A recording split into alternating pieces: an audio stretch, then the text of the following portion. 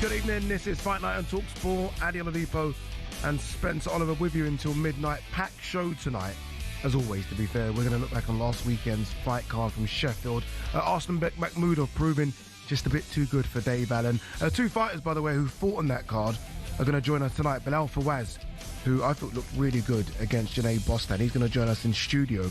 And Reece Bellotti, who was on the end of some very dubious scoring against Josh Padley, is going to join us on the phone. Not happy, Reece Bellotti. Heavyweight fights being made thick and fast at the moment. The latest fight to be announced, Kubrat Pulev versus Murat Gassiev. Promoter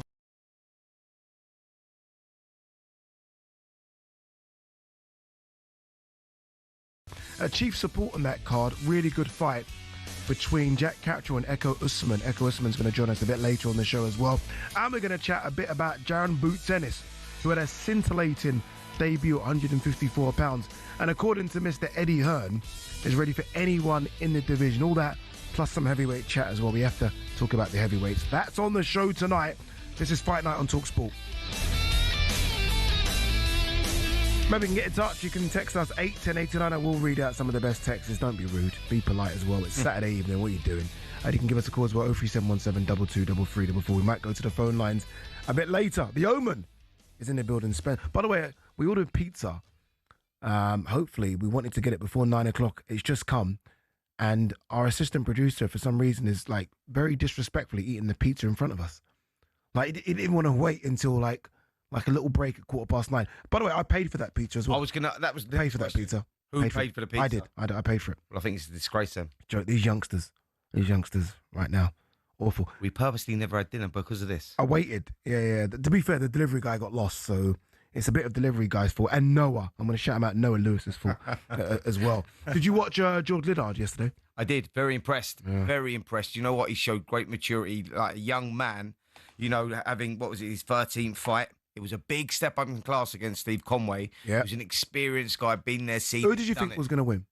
I thought Conway was going to win. Same. I thought Conway was going to win. But Liddard actually dominated from the opening bell. He worked well behind the jab. He controlled the space. He was beating him to the shot. Showed a lot of maturity, man. Very impressed. And he gained the record for the quickest ever guy to win a British middleweight title in 12 fights. Is that true? That's factual, yeah. I mean, Nick Blackwell held it before that. What about before that, though? I mean, I'm going back years before I was born, like Randy Turpin and all that. No? Okay, wow. Yeah, but they used to box like every week, so they would have racked up the fights. You know what I'm saying? Like, it was his 13th fight. So, yeah, very, very impressive. Incredible. Honestly, incredible from George Liddard. Like, congratulations to him. It shows there is talent here. You know, like we always like, where's the next one? Where's the next one? There is talent here. We just need to, like, let it, like, mature a bit. Do you know what, Eddie? Promote it. You know, when we talk about boxing being broken and you're hearing this so much recently, nonsense. You go, so much nonsense. Yes, it might be broken in America because you don't get the stars that are coming through like they used to, and they don't come through as thick and fast as they used to. They don't have the success in the Olympics like they used to.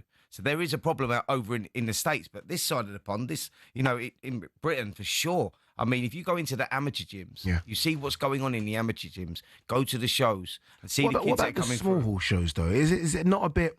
Like Steve Goodwin's going to join us a bit later. Obviously, he's put on small hall shows up and down the country. Is that where it might be broken a little bit? Is there enough small hall shows? No, I'm glad you said that. Go on. Because Steve Goodwin does great with the small hall shows. York Hall is the home of boxing for the small hall shows. TM14 and Mark Nelson, they're putting on loads of shows as well. Yeah. You know, they go out on talkSPORT Boxing YouTube channel. Yep. They got one next week, actually, and they got one, I think, on the 27th of November as well. 27th or something like that. Anyway, they've got loads of shows coming up, but you see the fights on there, and you see, and what's good about these small hall shows is, right, when people talk about boxing being broken, it gives the guys like Eddie Hearn's fighters, some of the fighters that are not getting the work that they should be getting, Frank Warren's fighters, because they've got such a big pool of, a big stable. Stable's too big, yeah. Yeah, but they're boxing on these small hall shows to keep active, and they're in competitive fights, you know, and that keeps them active and before they're ready to go into these bigger fights or whatever. So, you know, boxing is definitely not broken. We was talking about this on Thursday on the show with Jim White and Simon Jordan, and Frank actually texted me and said, look, well said, mate. Yeah. You know, boxing isn't broken here, and the small hall shows are absolutely thriving. Let's talk about a big show that we were both at on Saturday last week in Sheffield at the Utility Arena. And look, I mean, we've obviously done hundreds of fights. We've been to hundreds of fights together as well. In terms of atmospheres, when Dave Allen walked out, that was as good as it gets for me. Yeah, no, I think there were 9,000 crammed in. It felt like there was about 30 or 40,000. Incredible. Yeah. It's a shame the way the result went, but I didn't realise Dave Allen had that much of a pull in terms of fans. Well, do you know what? I think it's that he's brutally honest, and that's what you love about Dave Allen. What you see is what you get. And he says, you know, he doesn't pretend to be anything but. And I think the story of him, that real Rocky story of, you know, having, you know, go back to 2019 and his big moment against Lucas Brown, and he won that, topping at the O2, and you think, is it going to get bigger? Is it ever going to get better than that? And he said in the build-up to this fight, no, it never will.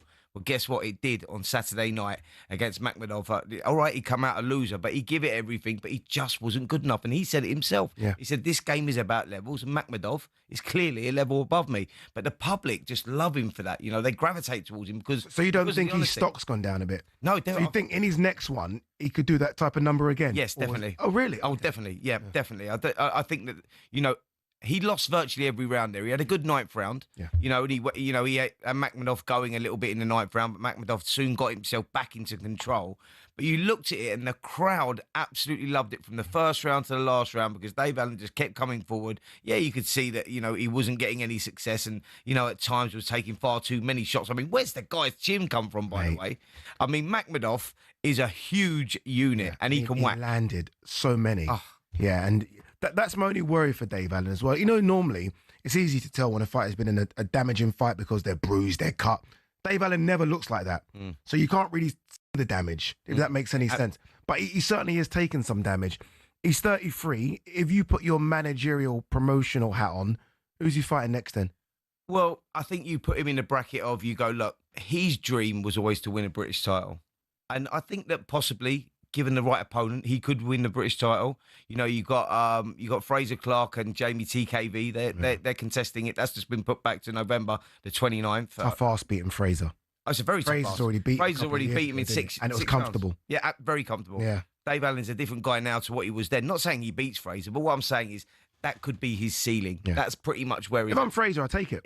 I mean, obviously not looking past Jimmy TKV, but if I'm Fraser, I mean, again, seeing 9,000 in there, if I'm Fraser, it's a winnable fight, I take. Absolutely, absolutely. So he will get the opportunity, and I think, you know, he's got Eddie Hearn behind him, and I think that Eddie will push him into another big fight like that, give him another opportunity because the public love him. He will pack places out, and I think if they go back to Sheffield again, you get the same result. You know, the crowd was, like you say, like you was in there and you felt like you was in a bigger arena than 9,000. It really did, and they absolutely loved it. Although he comfortably beat Johnny Fisher second time round, obviously Johnny controversially won the first one. Is there a trilogy down the line now that Johnny's moved trainer? I mean, because they both have got kind of cult fan bases. And I just wonder if, like, down the line, if Johnny wins his comeback fight, obviously he's fighting in Monaco, isn't he? December 6th. If he wins that, is it too early to say, all right, go on, Dave Allen, Johnny again, or do you build it a bit more? No, I think you can do it again, definitely. I mean, that fight makes sense. Johnny Fisher has a huge following. You know, he's going to want to right the wrongs of the last fight. He went out there and maybe he got it tactically wrong. He got caught, punched himself out again. The first fight was controversial as well. So you have the rubber match. It's one apiece. Why not? It's a sellable fight. Both guys are very well liked, and they put bums on seats. That is a big fight, a huge fight. Big fight. I like the card on Saturday, by the way. Josh Padley beat Reece Bellotti. Reece is going to join us to talk about that and what next for him as well. That's back-to-back defeats for Reece now. Obviously, lost to Ryan Garner in Bournemouth. Now this one... quite controversial, I thought. We're gonna be joined in studio with Bilal Fawaz as well. Good win from against Janae Boston. Hamza Uddin. It's almost because there were so many fights after him, and Dave Allen, Arslan Bekmambooda, we forgot about how good Hamza looked. He's always been flashy, but I felt flashy with no substance. All of a sudden, we got flashy and substance, got a knockout win. He could be one to look out for in a couple of years. Absolutely. You know, he was brilliant. He picked up the English flyweight title, and he was in against a tough kid in Paul Roberts as well. Yeah. You know, he's one of those kids, Paul, that if you give him a chance, he'll take it. And he went out there and he come to win. But that game was all about levels. You know, you looked at Hamza and you just look. Yeah, it was a brilliant performance. And like you say, he had substance about it as well, substance about it. You know, if you look at him and like just the way he was, the oozing confidence and throwing shots from unusual angles, you go, there's something to... Yeah, I think I like that. Performance of the night. Yeah, I like that kind of stuff. Like, don't get me wrong, obviously, look, sometimes you don't want to see everyone try and do that Mayweather Philly shell. Because tactically, you can get it all... You can make yourself look silly. But he was doing it and throwing behind it. And I was like, all right, fair play. He got the balance right. And that's the difference. You know, you can take the mick a little bit too much and push it too far when you see that. But I think he got the balance right. You know, he was just losing confidence. Yeah, he was cocky at times and he was throwing shots and taking chances and putting his hands down, sticking his tongue out or whatever. But it was a very fine balance. And I thought the way that he went about his work was brilliant. I spoke to him straight after. I think it might have been his dad or someone from his family was with him. And they're like, we want the British title now. Basically, like, we want the British title. He's very big for a flyweight. Like, I saw him after. I was like, geez, you're not skinny at all. But he's actually quite thick and tall as well. So I don't think he can stay down there for that long. So I think he wants the British title, and then we'll see what he can do. All right, it's been a good start to the show. This is, what are we, the B team? Is that what we are? It's Gareth and Adam normally, isn't it? What are we, A- team? No, we're the A team, mate. We are. I just wanted you to say it. We're the A team. We are the A team. We are the A team. When we come back, we're going to talk Ben Whittaker return. He takes on Benjamin Gavazzi. I spoke to Ben a couple of days ago as well. People not happy with Benjamin Gavazzi. I'm going to try and stick up for Ben Whittaker a little bit. But this is good now because I can eat a bit of pizza. So stick with us. When we come back, we're going to talk Ben Whittaker.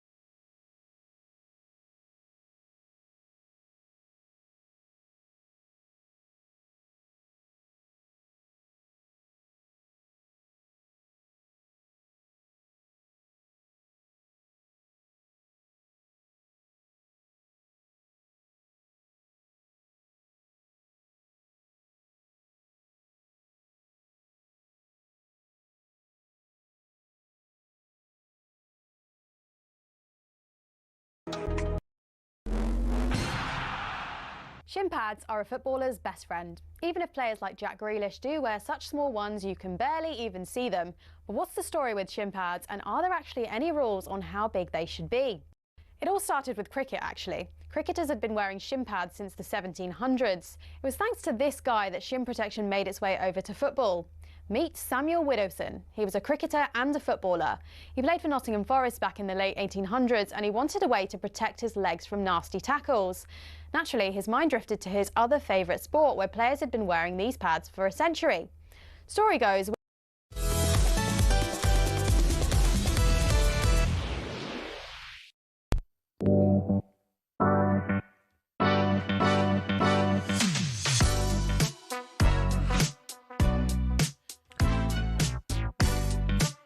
Good evening, Fight Night on talkSPORT. Oladipo alongside Spencer Oliver. I thought we was going to hear from Eddie Hearn. We are going to get a bit of Eddie Hearn, aren't we?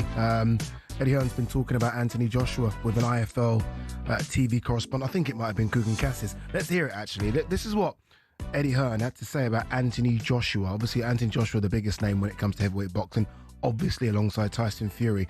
And we are desperate to see the former unified heavyweight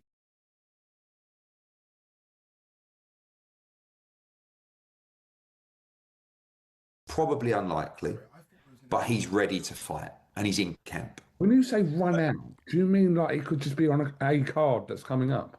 Could just be. Like, we're not going to put him in a headline event this year. So if he wants to get out in a lower key fight, and sometimes, you got to remember, he last fought over a year ago, right? Every time he fights, he has to go into a stadium, fill it up, fight so-and-so, fight so-and-so. Fight. There is a part of him that goes, you know what, I'd just like to get in there and just, like, I don't need all the razzmatazz. Just let me go in there, wrap my hands and crunch someone. Because when we fight in February, we're going to be back in the stadium. Interesting that is, I think, from Eddie Hearn there, giving quite a lot away. He thinks he's not giving a lot away, but I think he's given quite a lot away in an interview with Kugan Cassius for IFL TV. Basically saying AJ just wants a knock, right? Wants a knock. And then when he says before the end of the year, you look down Matchroom's schedule, they've only got 3 or 4 cards left. Obviously, they've got Ben Whittaker one. He's not going to jump on the Eubank Ben one. Obviously, we know that's not going to happen. They've got this card in Monaco, December 6th, and there's a big rumour about a card in Ghana, December 20th. AJ basically could be fighting in Africa. I'm putting 2 and 2 together here and probably getting 20. But that could be happening. Well, there's a show in Nigeria as well. There is. December 19th. Promotions, yeah, they've got one December the 19th. And there's talk of one being in Ghana, but we don't know where Ghana's at right now because boxing is currently suspended out there. Very true. 2 guys very true. Passed away, didn't passed away on from the same card. Now, so I know they've had big problems out there. We've done a show recently out in Nigeria. Love that, by the way. It was amazing. Wasn't it? Honestly, it was amazing. Yeah, I love culture, and I just like going to those parts of the world that you think you'd never ever get to. Nigerians treated us so well, and it was such a fantastic show. They have potential, and you look at that and go, AJ, could he box? He's shown a big appetite to box out in Nigeria, by the way, and I know that for a fact. That is on the tick list. It has to be on the bucket list for him. Like, it has to. It almost. I think both agree. AJ's probably got 2 or 3 left. 2 years, maybe, 3, 4 max. Is it realistic that one of those is a big one in Africa, or is it just like what Eddie said, just almost a tick over fight, and we should just be happy with that? Like, I'll be happy with that. If I'm totally honest, I think it could be just a tick over fight, and then it's then it's Fury. done. Yeah. No, I'm saying it's done. And if you get Fury, it's obviously got to land. It's got to land here. Yeah. And it's got to land at Wembley Stadium. Because one second. What do you mean it's done? No, I'm saying then... As in retired? As in AJ, because I know it's on the bucket list. Oh, you mean, okay, tick over fight in Africa, so that's now done. So he's got that done. Then if he boxes Fury or whatever, and if he ever goes back to Africa, then great. Whether that's Ghana, whether that's Nigeria, I think it will land in Nigeria because of the circumstances right now. I really do. I think we could see that this year. I think, but... He could go back for a bigger one if he likes it a lot. Does that make sense? Of course it does. He goes there, he sees the lay of the land, he has one, he wins, which he should, and it's like, okay, let's go and do something bigger. I can't for the life of me think of what an opponent looks like that's a tick over. And what that, because it doesn't even sound like, from what Eddie's saying, that AJ will be main event. It's almost like just on the card.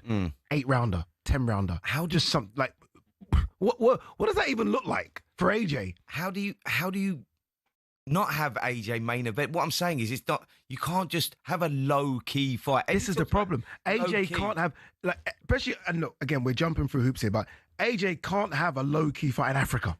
AJ, because I'm telling you now, it stops traffic.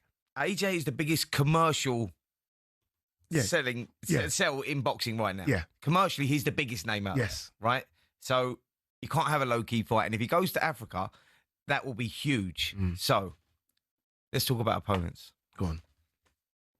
I'm going, and I've been there already before, if you're talking about low-key, so you're giving me an indication of where we're at here. Yeah. We're talking like a Tony Yoka, where he was an Olympic gold medalist. That's a risky low-key fight, dude. But how low do you go? I don't know. AJ is elite. You know, because AJ's been out the ring. He is, but because he's been out the ring, and by the time this rolls round, it'll be like 15 months. Let's just say it is December. Give me a better name then. Than that, how that's going to warrant some respect. Who's going to accept it?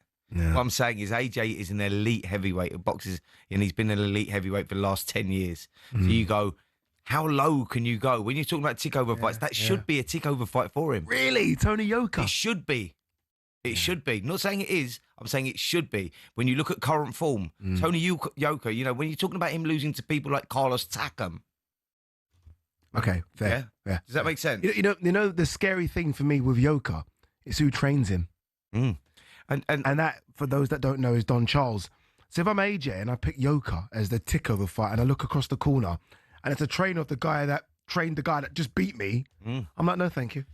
I don't want that. But no, thank you. When you've got AJ though, there needs to be a storyboard behind it. There needs to be something and you've just highlighted all of it. Don Charles in the opposite corner, against a former Olympic champion, a guy that won the Olympics champion versus Olympic champion. In Africa. We could even see Riyadh season over there. Because Turkey Al-Sheikh has shown a huge appetite to do it. This could be the moment. Yeah, this could be the moment. There's talk of Lawrence Okoli boxing in Nigeria on December the 19th. This could be the moment. If you ever want to get Riyadh season Africa as a thing, AJ fighting in Africa just does it, doesn't it? It's like, that's it, it's happening then. Let's say we get Lawrence Okoli against a credible opponent in Africa, in Nigeria on the 19th. And you get Anthony Joshua versus, I'm just throwing this name in there, but a Tony Yoka type. In Africa, the problem is when you say you're not, when you throw things out there, people take it as fact because you are quite close with the big man. Yeah, I am. So I don't think you're in a position just to throw things out there, because all of a sudden it's on the back of newspapers tomorrow. AJ will fight Tony Yoka. Let me just say, we haven't had this conversation. No. Okay, just to confirm. Hello, Josh. I'm sorry, mate. No, we haven't had that conversation. I'm going to check my phone just so no one's messaging me. But I know that those sort of names have been talked about. And what I'm saying is, when you're talking about low-key opponents, for me, that's a low-key opponent at this stage. Because Tony Yoka really hasn't delivered as a professional, and he's fallen off the wagon, if you like. I think he had personal problems outside of boxing. He did. He's got himself back in, he's got himself back in nick now, and but he's lacking that confidence. He still knows the big fights. If you're talking about Anthony Joshua looking for the right opponent, a credible opponent, surely that's got to be it. I think that would be incredible, and I think fans would love it just to see AJ back. It's been a while now. AJ hasn't had this gap ever in his pro career, ever. So the idea of AJ actually having a fight, I think everyone will get behind, regardless of who he's fighting, knowing that we still want the big one in 2026 against a certain Mr. Tyson Fury, who Frank Warren says will be back in 2026 as well. All right, fill in the gaps for me here. Derek Chisora versus who? Moses Atalma versus who? December 13th. Well, they're struggling for opponents. I know that for sure, because there's been a number of opponents that have been mentioned, and these opponents seem to have fallen by the wayside. You're starting to wonder, does Derek Chisora go in with Moses Atalma? Because both guys know they're fighting on the 13th. Will Chisora take that? Chisora will take anything if the money's right. Trust me, and I know this kid very well. I speak to him on a regular basis, and he's probably texting me right now. Yeah. That's it. Keep picking it up, Spence. Yeah. So look, Of course he would. Derek would take it because Derek's that guy, you know, and I think that's why he's become a national treasure. Because, you know, people respect the guy. He'll go in with anyone. You look at his resume. Look who he's been in with. Anybody. Yeah, you're talking about the next heavyweight king here in Moses Atalma. Derek would like his name on the record. Even Derek was ringside for Moses versus Dillian. Yeah. He saw that. Even after seeing that, he would put his hand up. Oh, definitely. I think so, definitely. Derek's that guy. Okay, on the flip side then, would Francis and Frank Warren accept Chisora versus Atalma? I think they would accept it, but I don't think it's ideal for them. Because I think that, look, we're talking about a big Christmas show here. Moses Atalma, we was hoping for Kubrat Pulev. We know what's going on now with the IBA. We're gonna have Al Siesta coming on soon. You know, he's now linked with fighting somebody else. So that was going to be Moses Atalma's fight. We was talking about Derek Chisora versus possibly Daniel Dubois. Daniel Dubois is now injured, so that fight's fallen out. Jili Zhang has put his name in the hat. But that's what I'm saying. So you go just like, if you're looking at risk and reward, you go like, for a final, for what could be his final fight. I say could be because you know Chisora, it might not be. But Jili Zhang's just not, it's not sexy, is it? No. You know what I mean? It's almost like Jili Zhang could just knock Chisora out in 2. Yeah, of course he could. You know what I mean? He's got that kind of punch power. I don't want that. I'd rather a Jarrell Miller for Chisora.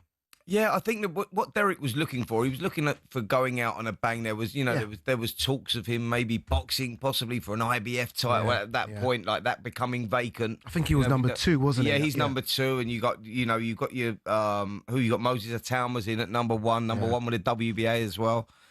So there was, he's been linked with a lot of names. Wilder, he's been linked with. Yeah, there's another good fight, but I think he wants to go out with a big name for sure. Yeah, it's going to be interesting because.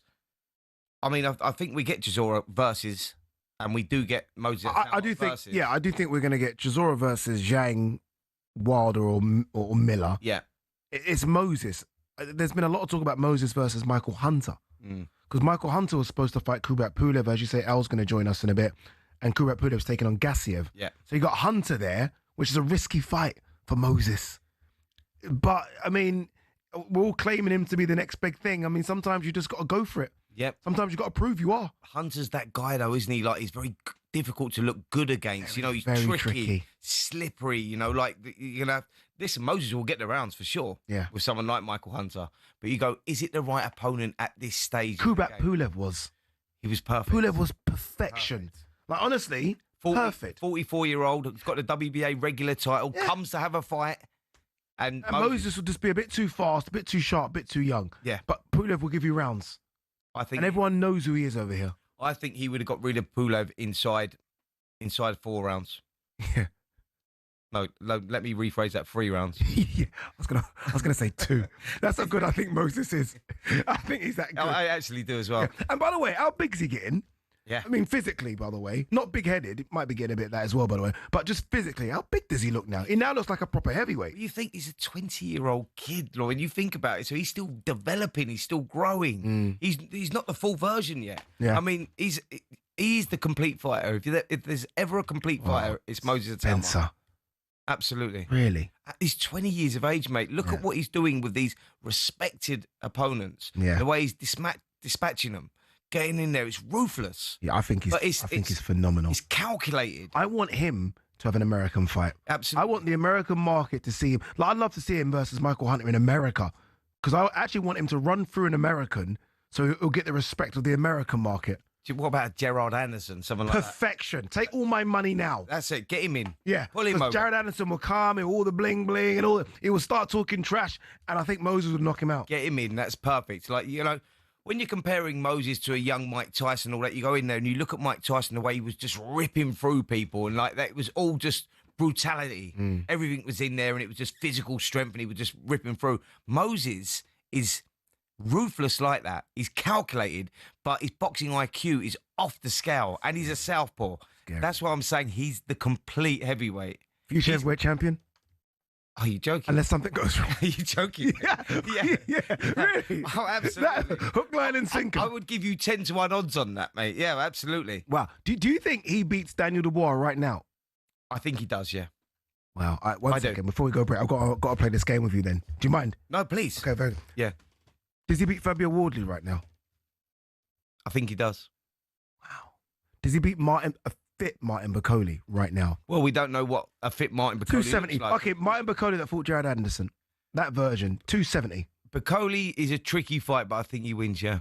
But he's a tricky fight. Bacoli's a tricky customer when he's in shape. And that's why I'm praying, I'm wishing that Martin gets back to his best because I think he's such a good addition to the heavyweight landscape. Yeah. Okay, 2 more. I'm not going to go AJ because that's obviously an awkward one for you. For you. Cheers, mate. That's all right. Does he beat Joseph Parker right now? Oh, that's a tough fight. That's a tough fight. That's a very tough fight. Maybe a fight or two early. So final one then. Agate Kabayel. Does he beat the avoided, I think, maybe second best heavyweight in the world, Agate Kabayel right now? That's a tough fight as well. I think we're two. So anyone not named Kabayel, Parker, Usyk, you're confident? Rephrase your question though. Does he beat them in 12 months? Absolutely. He dominates the whole division. But right now, and that's what I'm talking about, timing. When you're talking about timing and developing fighters, what we were just talking about, you go like the time for him. That's why when Frank said, look, it's not that he can't beat these guys. He can beat these guys, but it's like staying there because you've got to go up against these names. Some of them might be tricky right now, but in 12 months' time, he's going to steamroll right through them. All right. One guy hoping to steamroll through his opponent is Eko Usman. Remember, he's chief support on the big Eubank Ben card. He takes on Jack Catterall, and he is going to join us next.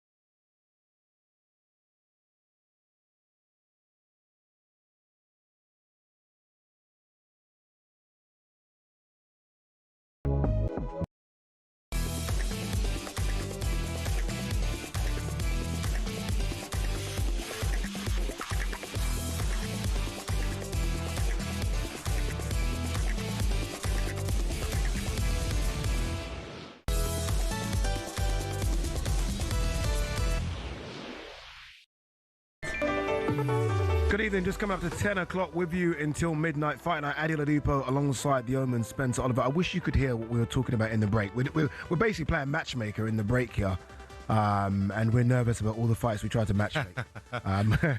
We'll leave it as that. I'm so disappointed this gentleman is not in the studio with us because I'm a massive fan of his, but he's been kind enough to join us over the phone, and that man is, I think, maybe... And I was just thinking about this, actually, alongside Lewis Crocker, the best welterweight that we've got over here. Maybe. I don't even think that's a crazy statement. Eko Usman joins us now. Remember, coming off the back of a fantastic fight against Josh Taylor. I was there for that fight in Glasgow. And now he's got another big one, which he fully deserves, as he takes on Jack Catchell on the undercard. Chief support, in the big Eubank versus Ben fight. And he joins us. Now, look at him looking fresh as well. I bet he's just gone from a 7-mile jog or something. This guy's a machine. Eko, Eko, how are you, brother? I'm good. I'm very well, thank you. Thank you for having me, as always. Yeah, you are a machine, mate. I'm surprised you never actually ran down to the studio. I'm very surprised at that, mate. Very surprised. But look, I want to say congratulations on a brilliant performance going into the Lions' Den, if you like, against Josh Taylor back in May in Glasgow. What a performance you put up, mate. Like, you know, it is... You were so disciplined from round one and you just kept it going. The engine kept going. And it was it's put you in a huge position right now, isn't it? Because I agree with Addy, by the way. I think that you are the best. Yeah. Well, wait, we got it right now. Really? Yeah. Yeah. I mean, he's proven it. You look at who he's fought consistently, like the top guys, like the next man up, so to speak, all the time. And I think people need to understand, like, Josh Taylor for the first 4 or 5 rounds was really dangerous in that fight. And Eko had to kind of weather all that. And then, again, as he's nicknamed, the machine, the engine, he went into another gear that no one could compete with. Have you watched it back? I mean, are you happy with that performance? Yeah, I give myself probably a C or a B. Oh. But you know what? I have to give full credit to my coach and my team. Some people know him by Demolition Man, Barrington Brown. Yeah. He's the man of a plan, and he always gives me the plan to break down my opponents, and that's exactly what we do in the matches. He told me Josh is going to come out, he's going to be exceptional for the first few rounds, but once he has a sense for what you do, things are going to slow down. And then once they slow down that little bit and you put on the pressure the way the Demolition Man wanted me to, things are going to take a turn, and they did, obviously. So kudos to my coach and my team, and everything that we trained for went to plan, and yeah, we executed the win in the Lions' Den, and it was an opportunity that I was asking for a while. I've been asking for a step up. People probably thought, yeah, I was just British level because I was defending the British for a while, but I was pushing for world level opposition. And so when the Josh Taylor fight came, I snapped that up with both hands. Like, it was a great opportunity to show exactly my skill set, or parts of my skill set that people hadn't seen before. And I'm looking forward to it even more now against Jack Catchell. Eko, what changed for you, mate? Because you talk about, boxing at British level, and you had good wins against the likes of, Chris Congo. You come up against Harry Scarf, 2023 in Manchester, a fight you was expected to win. And for me, it was a below-par performance for you. You looked a little bit flat there. But what has changed from then till now? Because you seem to have improved so much, mate. You really have. The confidence is through the roof. I just... all this fuss over like having an O and everything, I just got rid of all that fuss, and it just no pressure. I just go in the ring. I do what I enjoy doing. If my opponent hits the canvas every round, so be it. I'm there to hurt people. I'm there to go through the gears. I'm there to show my bloodlust and enjoy it. And that's exactly what I've been doing. Since then, we've had 2 Fight of the Year contenders. I've beat a former undisputed world champion, and I'm going to beat the guy that they said beat him before that. Yeah, here's one for you then, mate. Like, do you think that losing that O and losing to Harry Scarf took the pressure off you, and maybe that has moulded you as a fighter, if you like? Because there is so much emphasis on having that O, keeping that O, and it puts a lot of pressure on the fighter's shoulders with what you got to deal with going into the fight, etc., etc. But losing that O since then, you seem to have, it's molded you as a fighter. I wouldn't say losing that has molded me per se, but I'd say it definitely gave me a kick up the bottom in the right direction. I shrugged off any doubts I had before, and it became less about living up to the expectations of other people and just more doing what I enjoy and living up to the expectations I have for myself, things I know I can achieve. And whilst I'm doing boxing for other people, I'll never do that. But when I'm boxing for myself, you're going to see the good stuff. And we've started to see it a lot. And obviously, you'll be hoping that we see it in a month's time when you take on Jack Catterall. And I know you've sparred Jack recently as well. Do you take anything away from the sparring? You know, you hear a lot of people say, I did this in sparring, I did that in sparring. Do you take anything away from the sparring? I didn't take anything in any one thing in particular, like I did this, I did that, so that means in a match this will happen. But I took away the essence for his style because I really took time to download what made Jack Jack so I could emulate that against Josh. And I'm really happy I did that because now I know the kind of essence I'm fighting against, or possible essence, because he's obviously changed trainer and whatnot. So he'll be same Jack, but a bit more come to fight. But just like I said before, the lightweights or super lightweights coming up wanting to pick me as their first opponent, big mistake. Very quickly on this one, Echo, did you would have watched the Lewis Crocker Paddy Donovan fight? I know you probably would have watched it.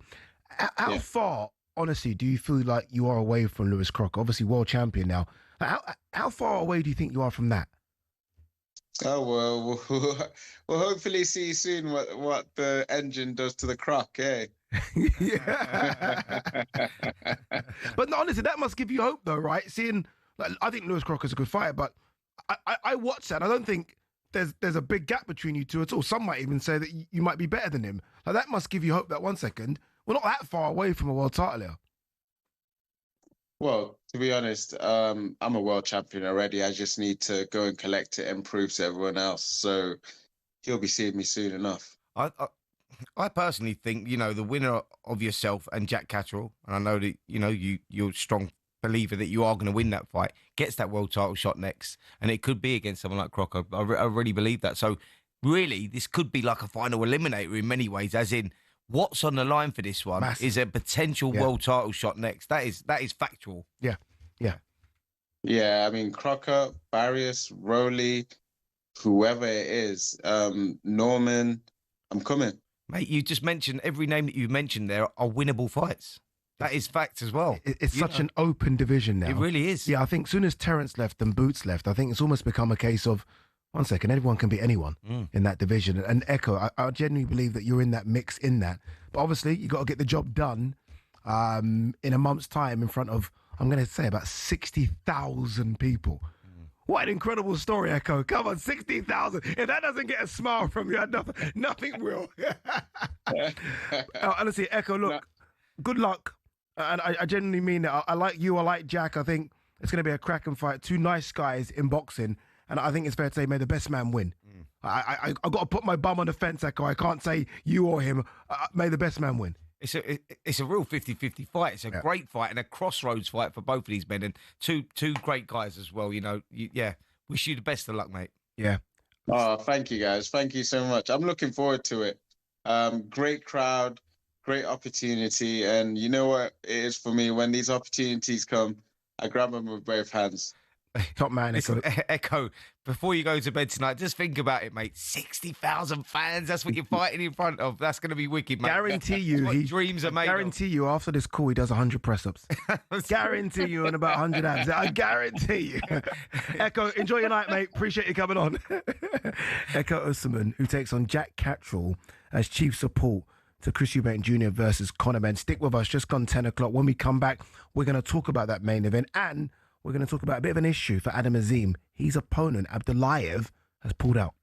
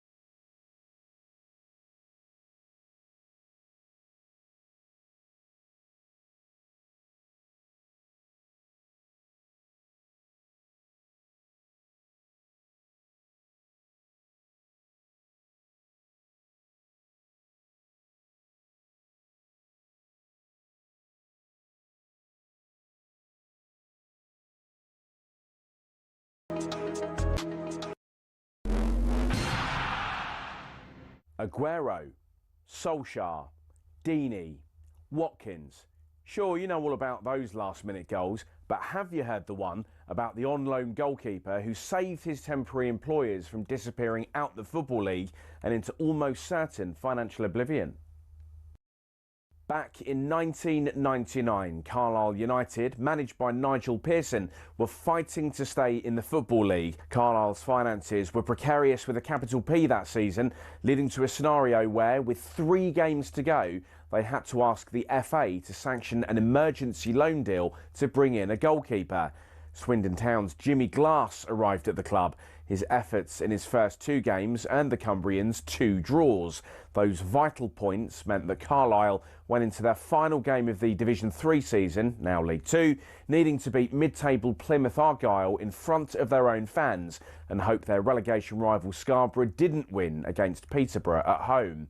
The game at the McCain Stadium finished 1-1, and with the same scoreline at Brunton Park deep into injury time, Scarborough's fans invaded the pitch en masse, believing their Football League status was secure, convinced they'd done enough to stay up. However, there'd be one more plot twist.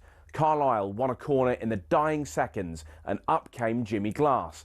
In one of those you couldn't make it up moments, Glass scored from a rebounded header and was promptly swamped by teammates and thousands of fans who quite simply couldn't believe what they'd just witnessed. As for Jimmy Glass, he became an overnight celebrity, but he never played for Carlisle again, and his playing career never really kicked on after that defining moment. He took on various jobs outside of football before finding his way back into the sport as player liaison officer at Eddie Howe's Bournemouth, and most recently the general manager at non-league Wimborne. Not the fairy tale ending to one of the most Hollywood moments in football, but the name Jimmy Glass will live on forever as the scorer of that goal, arguably the most important in any club's history.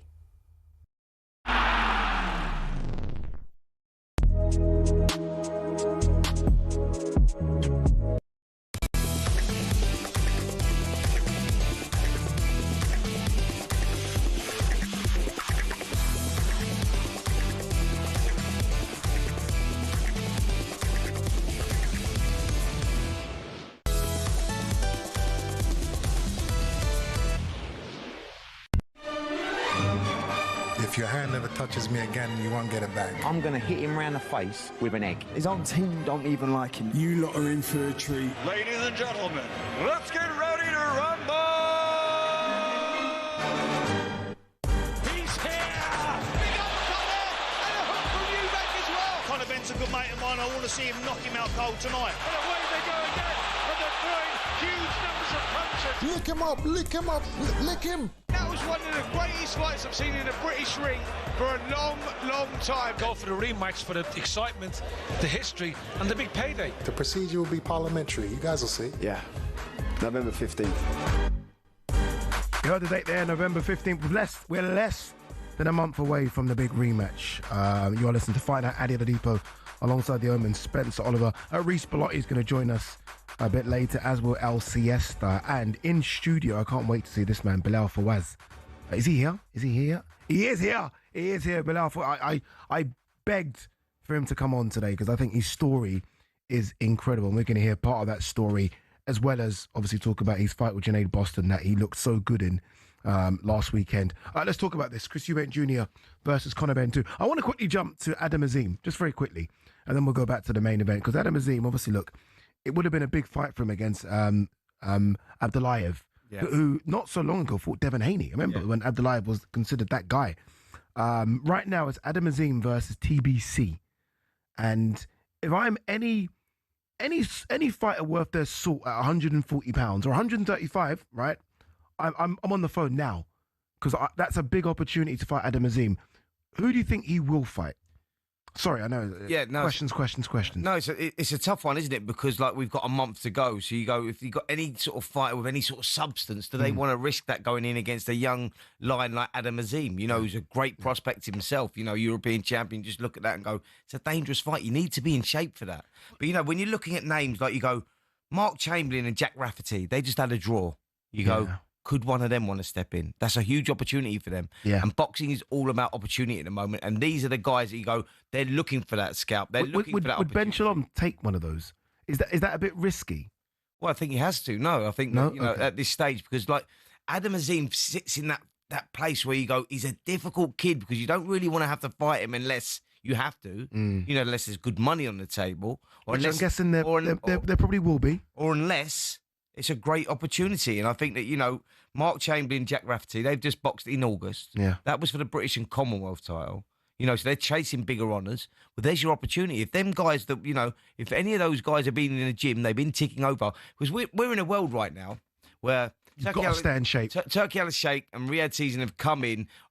They're making all the fights, the best versus the best. You go you get a win or you get a draw. You go, right, the opportunity might just knock, and it might be a 2-week opportunity, or in this case, a 4-week opportunity. I need to keep myself in shape, just ticking over, bubbling just nicely, so that I need just 2 weeks preparation, a bit of sparring, bang, I'm ready to go. That's what fighters need to do now. Take note, because that opportunity does come. Yeah. And if you miss the boat, sometimes that ship sails and you don't get it again. Yeah. And I think for me, Chamberlain Rafferty, I like that. Like that, honestly. Again, I mean, Chamberlain's massive for the weight. So he has to be ticking over, because for him to try and even make 140 is going to be a bit of an issue. Rafferty, again, a big guy for the weight, but they're all big for the weight, to be honest with you. But fingers crossed one of them gets the call, because I do want to see Adam Azim on this card. I'm a big fan of Adam Azim, and I think he needs something big. And it doesn't get bigger than 60,000 packed into the Tottenham Hotspur Stadium, and 60,000 will be packed in. Where's your money going? Eubank or Ben? My money's going Eubank. Again? Yeah, okay. I think that... Even though he's a bit older? Yeah, a bit of damage in that first fight. Yeah, there was a lot of damage in that first fight, and that is always a worry, and that is always a concern. And the wheels could pop off at any time because of that. He's at 36 years of age. He's had a long, hard career. And you look at all of that, and making the weight last time was such a struggle for him. Same again, isn't it? Yeah, but we believe it's the same again, isn't it? All the rehydration stuff. Everything is exactly the same. The rehydration clause exactly the same. Chris signed up to that. That's what he wants. But I'll tell you what it is, Addy. When a fighter misses the weight like Chris Eubank Jr. did last time, he got it wrong. And that can be just ounces. But when you're doing it in just ounces, like that is the difference between underperforming or performing at your maximum. Yeah. And what we found out, and this is why I picked Eubank again, because what we found out is that Eubank got it drastically wrong in the build-up to that one. He missed the weight, it was, the weight of a crisp packet or something. Yeah, yeah. And he got fined all that money or whatever, but that was because he was struggling so much. Done it wrong. And I think if he does it right, I think what we got there was the worst version of Chris Eubank Jr. Really? You could get absolutely... I'll tell you what we got there was we saw the character of Eubank Jr. We saw that actually he can stay disciplined and he can bite down. And like when the physicalities leave him, because they did leave him in round 9, he looked sorry for himself. And I thought, it's all over here. Connor's going to take over here. But Chris found something from somewhere, that mental strength. And I think that the weakness for Connor is the emotions. And I think those emotions played a part in that fight. Do you think there will be the type of emotion for Connor this time round, though? Well, there is no egg slap. There's none of that. No. And he went in there, let's be honest, very inexperienced. He did. Now he's got the experience. He knows he can go the 12 rounds, which, again, for you fighters, is such a big thing, knowing you can go 12 at that pace. Yep. Don't he sort of get a bit of experience from that first fight? Absolutely. And you can't write him off. It would not surprise me if he won the fight. I'm just saying that the reasons I go for Eubank and go for him again and think that he will probably win it clearer than he did last time is purely because I think it's all down to the weight. Eubank is much bigger than Connor. I couldn't believe that. Right? A good big one will always beat a good little one. Yeah. Doesn't matter what stage of their careers are at, because I don't think that the deterioration's there, because with Eubank and with Conor Benn and with what's on the line, the rivalries and all of that stuff, the family feud that goes back years and years, one thing Eubank has in his favour is this guy's mentally strong. He has discipline. He's proven that in the past.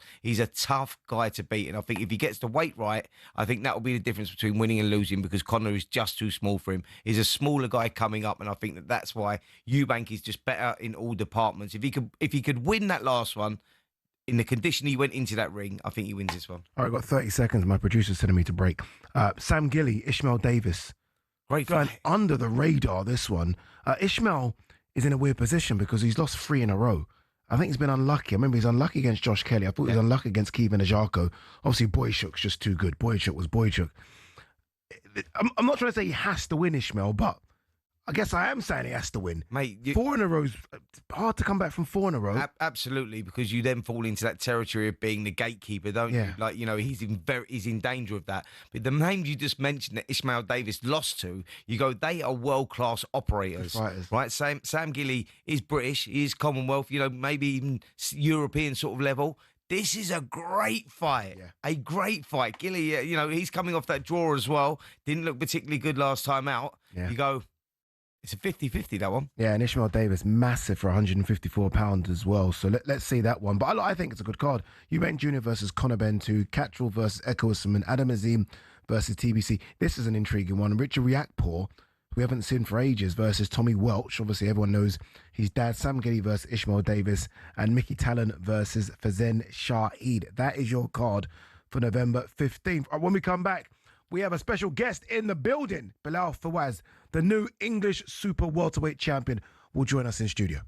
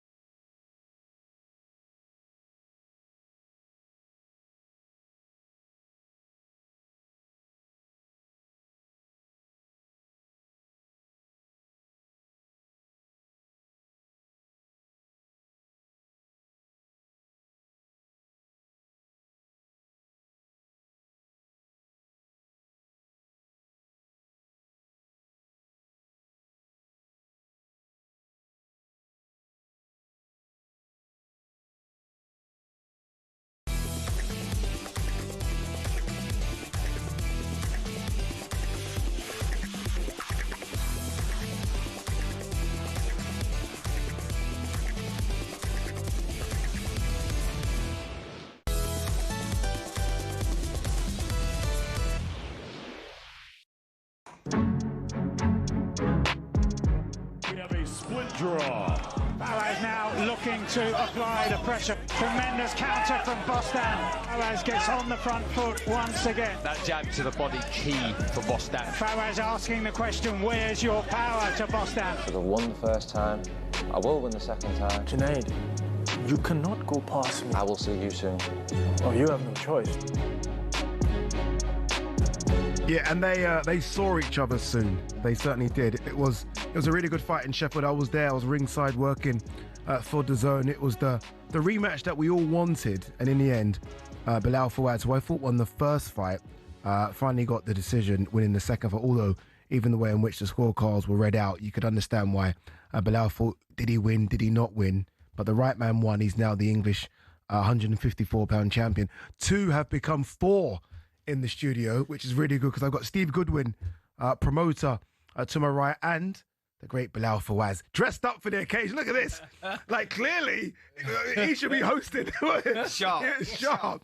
Very, very sharp. Bilal, I'm so happy that we've got you for 2 segments here, because I think your story, and this is the reason I reached out to Xavier Miller. I was like, Xavier, I need to get Bilal on, because it isn't just the performance, it's your story as well, adversity, everything, your perseverance. I tried to say it on the broadcast, but I only had a couple of minutes to say it, so now we can really open the conversation up. Dude, what you've been through is, it's almost movie-like, isn't it? I mean, it's movie-like, and I feel like it was capped off perfectly with the English title, although I do think there's more to come, by the way. I really think you can go on and win a few more belts. But tell us a bit about your story. I know it's difficult because it's such a up and down story, and really and truly we need you on for a week to get all of the story. But if you can give us a condensed version of what even the last 10 years have been like for you. Wow. Thank you everyone for having me, man. It's amazing. This is an honor. Now, a summarization of what my 10 years have been was not being able to work and being the champion, amateur, ABA champion, boxed for England, being chosen for the Olympics, could not go. Frank Warren offered me contract. I couldn't sign it. So I saw everyone that I went to the Team GB with, Anthony Joshua, all of them. And I was left behind. I had to clean toilets. I lived on the street. I couldn't work, so how could I provide? So knowing that I have the capacity to be great, but I cannot do nothing with it. Now, that, it doesn't hurt you physically. It hurts you deep in your soul, like really does. And most people cannot come back from that. What mattered for me is that the more pain I feel, the more I push further. I can't explain it. I'm wired differently. And my mom did things to me that a mother should never do to the son. My father was never there. And in some kind of twisted way, I can say that those events, those things that happened to me as a kid has shaped me to become and morphed me into the person that I am today. What, like hardened you? Yeah. I have an armor. I have a thick skin, and you can't penetrate me, man. I'm telling you. I think what you went through as a young child and your journey to getting to where you are today, can only mold you as a person. Forget the boxing. We're talking about as a human now, because that makes or breaks you. Right. And I'm going to say this, right? Knowing your story, I go, that is 99% of people of the population would break off that. 100%. For you to come through that, you go, but then that character that's built within you, that soul within you, you now transfer into the boxing ring. Yes. We saw that on Saturday night against Junaid Boston, and I said this to you. We was up there working, doing the commentary, and I said to Bilal, afterwards, we were in the hotel. We were in the hotel. I said, I was looking in your eyes, and speaking as an ex-fighter, I go, looking, and I go, there's 3 or 4 times through that fight where I go, he could quite easily break. He got to the crossroads, and you go, if he chucks a right, he's done. But he went left every time. And he'd done that 3 or 4 times through the fight. And I go, that is the mark of a champion. You go, because, you could see he was soul searching in there. And you actually talk to yourself, don't you? Through those moments, you go, you've got to gear yourself up so you don't feel sorry for yourself. And that is not an easy thing to do. And this young man done it. And he showed the mark of a true champion. And I think that goes well before even you started boxing. Going right back to the early days, through your life, your experiences. Before boxing, I was a warrior. Before boxing, whatever I did, I made sure I was number one. Before boxing, like when I had a Game Boy, have you heard of a Game Boy? Yeah. I'm not that old. I've got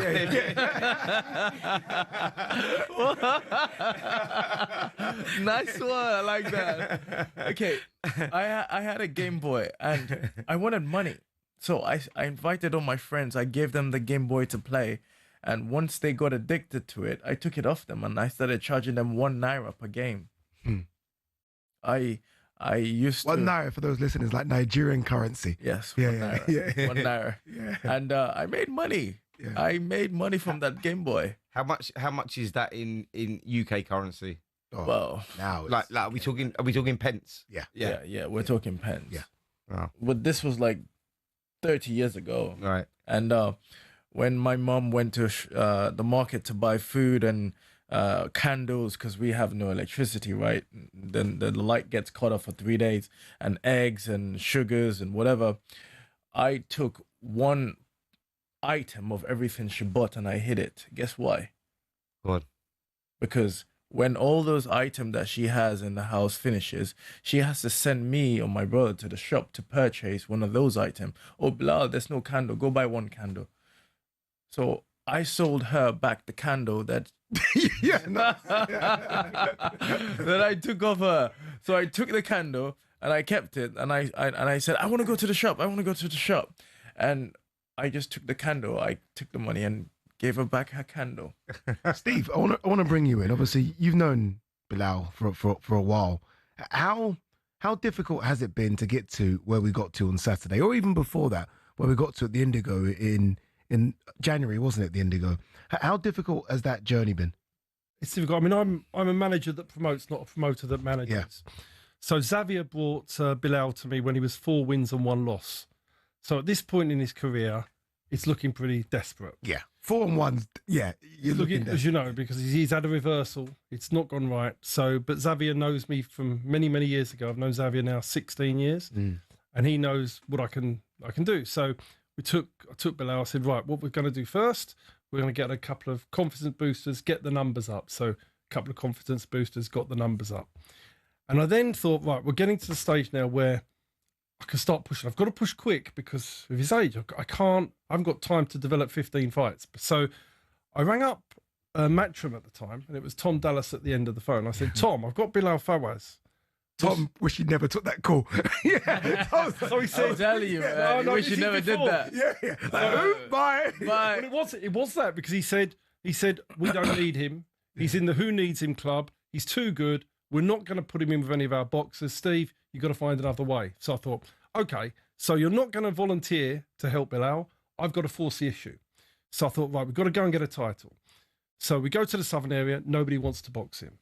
I then found somebody that would box him at a middleweight division. Yeah, I remember that. Yeah.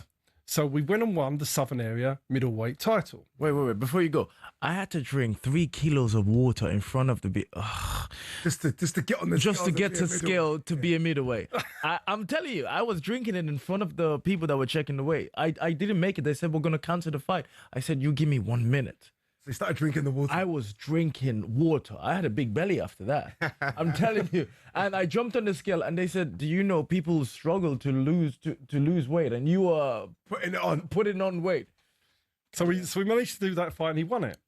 Problem now, though, still, Frank Warren, Matchroom, keep him well away. Don't ring us. We'll never ring you. We're still in the same boat.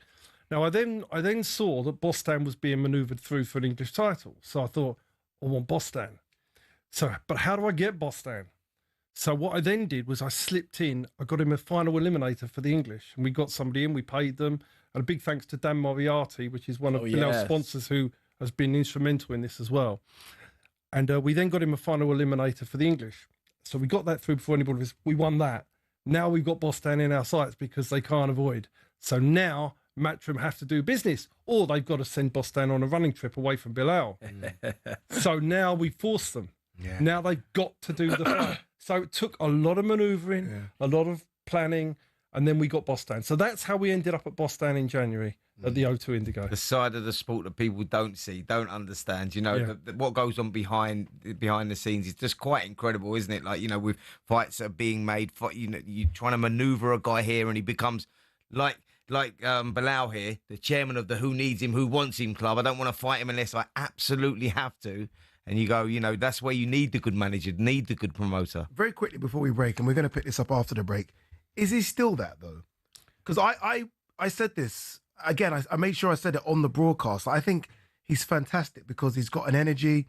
In the ring, he's electric. He does crazy stuff. Yes. He speaks well. The face-off was entertaining. Like, surely he's not in the Who Needs Him club. Surely it's now a case of who wants him? Like, everyone should want Bilal. Right, so that's what we're working on. It's only a week since the fight. So what I tend to do is let things calm down. We've got people wanting to do a life, got producers coming to us wanting to do a documentary on his lifestyle. I've got somebody who works for one of the big channels wanting to do it. So we're working on that at the same time. Then there's a few things in the pipeline that I'll be speaking to Bilal about that I've got to work on in the next couple of weeks. So there's potentially some good things coming, but at the moment I can't say them because I'm in the middle of negotiating them. I think when you win an English super welterweight title, you get this huge target on your back. So where you've gone from being the chairman of the who needs him, who wants him, now he's the champ, now he's the man, they all want him. If I'm Bilal, so that's the business. If I'm Bilal, I still don't think Spence are going to want him. I agree. I don't think they're going to get no challenge. If I'm Bilal, I'm ringside for Sam Gilly, but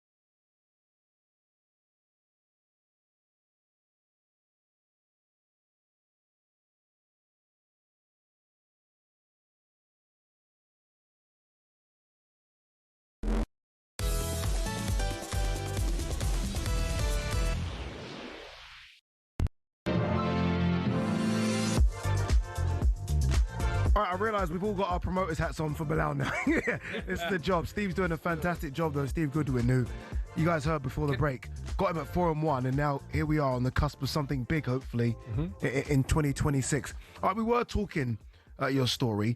What made you not give up? You know when it felt like you couldn't turn pro, when you had to turn that big money offer down from Frank Warren because you couldn't fight over here, because you weren't allowed to have a job because you had to sign on at the immigration status every few weeks and Exactly. you was going through that. What made you say, no, we're going to keep going? When, as Spence said, many would have said, okay, you know what?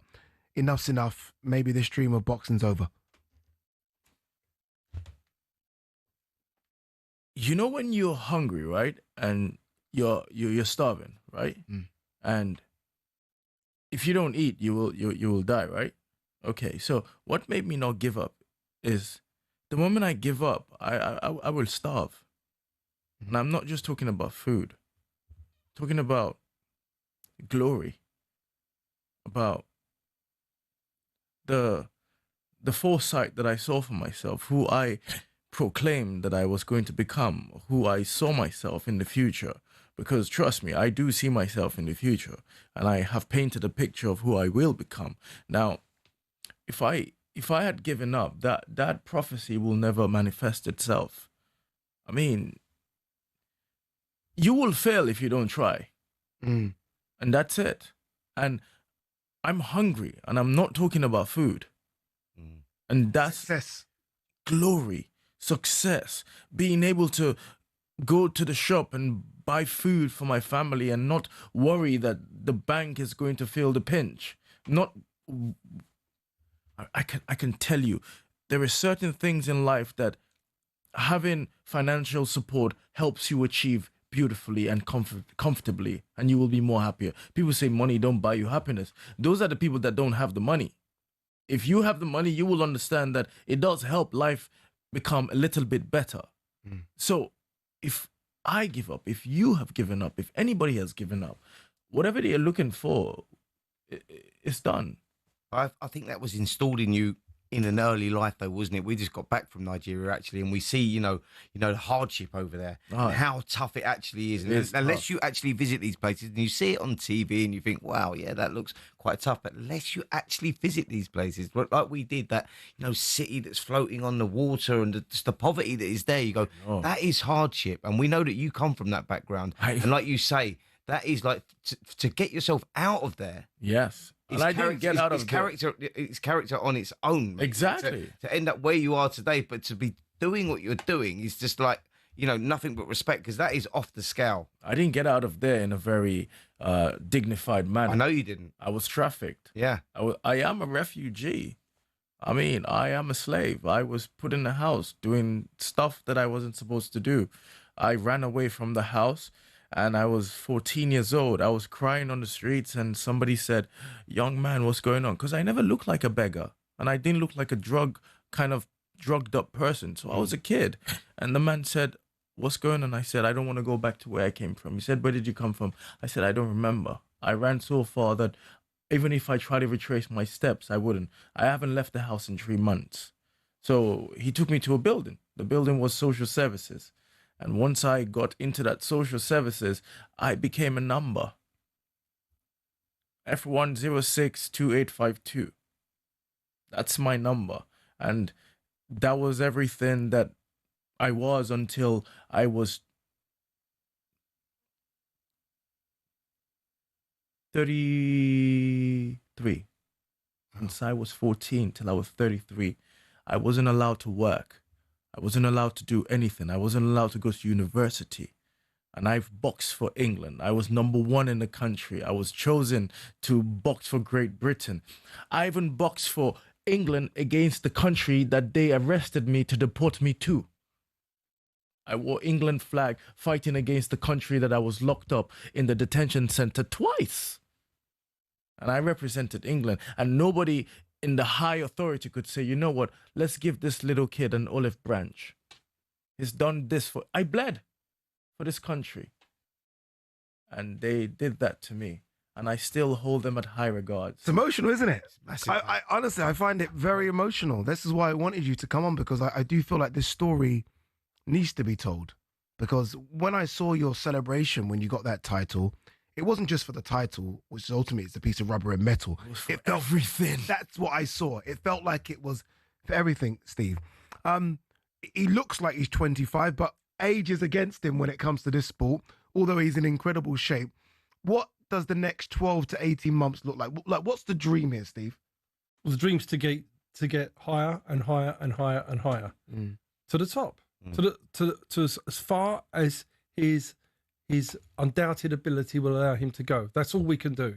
So we've got to navigate certain hurdles and deal with, hopefully get the promoters on board, and then reach the height. But what we haven't got time for is defending titles. Yeah. We need to move on higher level, move fast. He's got the ability. Let's see how far we can go. Let me tell you one thing as well, Steve. You know, when you're talking about how high is the ceiling for Bilal, you know, where can he reach? What is it? Let me tell you that when you get to a certain level in this sport, whether that's European fringe world contender or whatever, the physicalities leave you through a fight, whether that's in round 7, 8, 9, and it's not about that. It then becomes a psychological battle. And it's about, you know where I'm going, it's mental strength. Because when you get into those rounds, when you get into 9, 10, 11, 12, and I've been in them rounds, and I know how dark they can be. We talked about this in the hotel, didn't we? I went, I understand that place. I go, and that takes something very, very strong, very character building. You got to be a certain individual.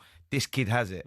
And so that gives him a chance at whatever level, because you can get the most stylish boxer in the world and he goes out there and he looks brilliant. We saw it Jermaine Taylor against Cole Frotcher when Cole Frotcher was getting his ass kicked, and he'd never lost hope, and he's got that toughness and that will to win.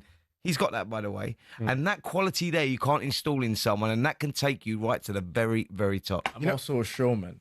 That's the part. No, Bilal. I'm also an entertainer. Now, that's the big part for me. Like, obviously, Spencer's looking at it from an ex-boxer's point of view, and he's right, because I would never understand that having to dig deep in a fight. I mean, please, Lord, never. Yeah. But the showbiz side, yes. Like when I saw your first face-off with Junaid, I was like, because I think Junaid's a bit like that, and I was like, whoa. Junaid's being out showbiz here. Yes. I was like, oh, what's going on here? What's going on? Who's this guy talking like that? And then you were saying you were going to do this and do that in the ring. And I was like, okay, let me watch this guy. He's talking the talk. And then when you started doing it, I was like, this is crazy. But then when you got hit hard, I think it might have been round 4 or 5. And as Spence said, you had to dig and find something. I was like, okay, let's see if he can do that part as well. And then when you won the championship rounds, I was like, that's the whole package for me. Wait, that's the whole package for me. Listen, you love the showbiz. I love the boxer side of it. You go, I have both of them. When you got both ingredients, that makes a beautiful cake. Wait, what about the chin? I also have a chin. You have a chin. What about a chin? You have a chin. Let's include the chin into that. My characteristics of my attributes is unmatched. What do you want, Bilal? I feel like we all three of us on this side kind of know what we want for you, which is ultimately really to earn some money out of this sport that you've been doing since you were knee high. What do you want next? Like, what's your plan for the next 12 months? I want help. I want someone to help me, genuinely help me, and not just condemn me because I'm 37 years old. I need help. You need opportunity. I need opportunity. Imagine running a race and you have 10 laps, right? And you've run 9 laps. I have this 10 laps of my life remain, and this is my last lap. I need help. I need opportunity. And the thing is, when you put me in a stage or in a ring, I entertain. I make sure that you enjoy what I'm performing. People messaged me and said, Bilal, I've watched boxing for a while, and this is by far the best fight I've seen in a long, long time. And not just one person. That's one part. I also have a good chin.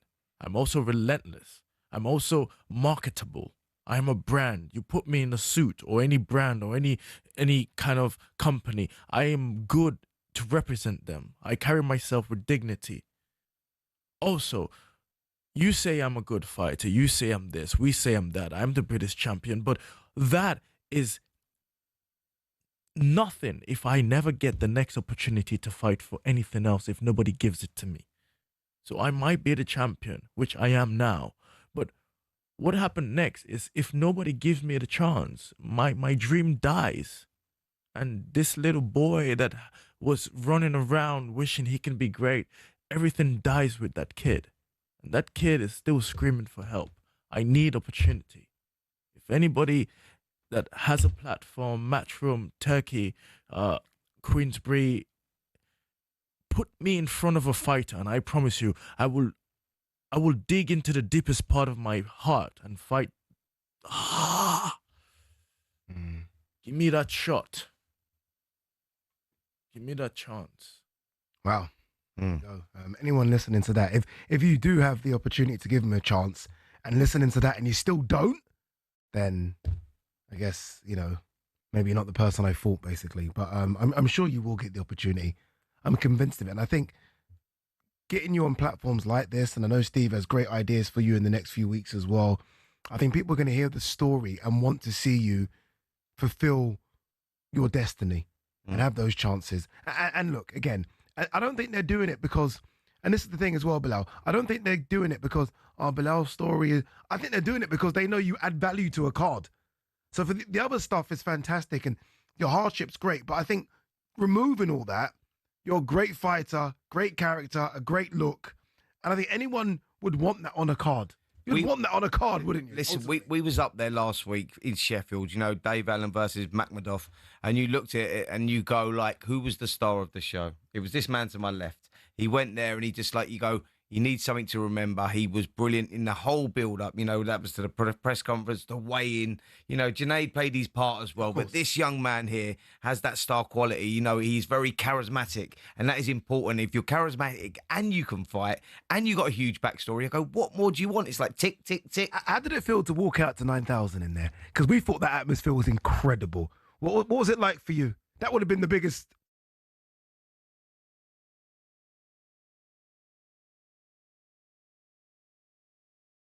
That's right. That's right. That's right. That is right. That is right. I left Sheffield with something I never came with. Fans. People messaged me and said, I love Junaid. Junaid is my boy, but trust me, you have a heart of a warrior. And the way they screamed after I won, and it touched my heart, man. Yeah, the video's gone viral. Look, I've been surprised about the win. I walked out the next day in London. I went to Costco to buy some food and stuff for the family, right? I got stopped in Costco 3 times to get a picture. It's good, isn't it? It's a good feeling. Who am I? I'm a refugee. I'm an asylum seeker. How can that happen? No. You're Bilal Fawaz. I am Bilal Fawaz, and I tell you, if you have 2 legs and you have a heart and you have eyes and you have hands, you cannot forget your dreams. You cannot. You just have to just keep going, no matter how small the step is, because eventually you will look back and those small steps will accumulate into significant miles. You cannot forget. I'm telling you, since I was 17 years old, I started boxing at 17. And you know what I did? When I knew I couldn't box, when I won the 2012, I beat Ted Cheeseman. I beat all the kings. Everyone that they said, when I was boxing in the amateurs, right? And some kids saw me with their name match, right? Their parents pulled them out because of illness. They were not ill. They were just afraid that they were fighting me. Okay, so I started at 17, okay? Now, when that happened, and I got to 2012 and I was the champion and there's nothing else to win, gold medals, everything. Now, I had to box 1 year off, 1 year on, because I didn't want to abuse my body. Because you can take so much hits, right? So 1 year on, 1 year off, and I kept that going for as long as I could. And look what happened after all this time. Southern Area champion, the English champion. Look, right? We are co-headlining Matchroom events. Homie, how did that happen twice? And we're not, there are people that's been boxing for 20 years, 15 years, and they haven't got close to what we have done. We've came so far in a very short space of time. And the chapter's still to be written. I still feel like there's plenty more chapters in the book. Time is against us. I could speak to you guys both for hours, but we do have other guests. we have other guests. Right. Steve Goodwin, thank you very, very much. Bilal, thank you very, very much. The pleasure is all ours. We'll 100% get you on again, and hopefully once we do get you on again, it's to talk about another big fight. That's the dream. Well, that's the dream. I promise you, that man over there, he has my life in his hands. And so far, he's done quite well with it. Stick with us. Al Siesta from IBA Boxing is going to join us next.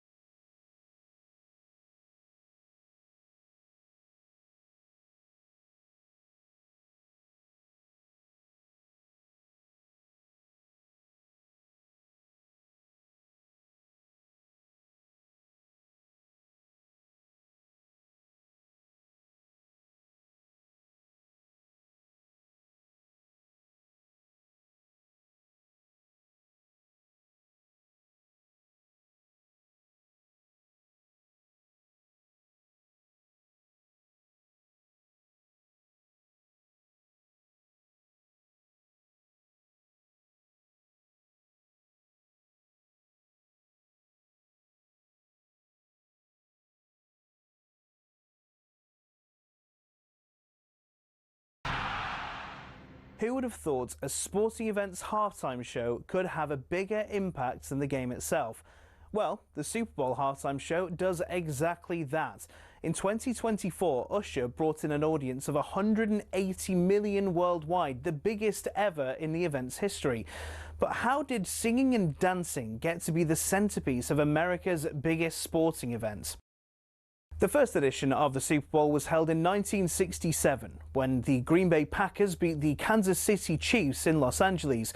Because of the sheer size of the event, organisers wanted to put on entertainment at halftime for the fans in the stadium. It was a display of marching bands, dancers and pure USA patriotism, and that was the theme that followed for years. In the 1980s, the Walt Disney Company got involved and we started seeing some interesting and questionable displays. But we got our first glimpse of halftime shows to come in '93 when none other than Michael Jackson stunned fans with his 15-minute medley of his own smash hits. When he walked out on stage, he had to wait for the crowd's cheers to die down for about 2 minutes before even starting his first song.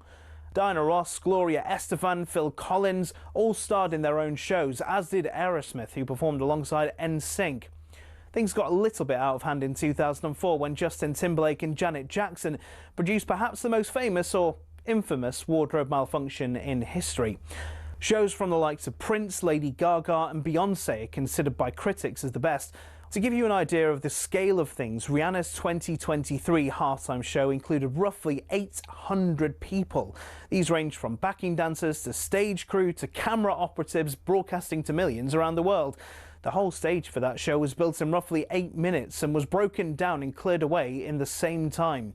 The acts perform for free nowadays, even though the experts reckon it costs around $13 million to put on Rihanna's show. Artists know they'll rocket up the charts in the following weeks.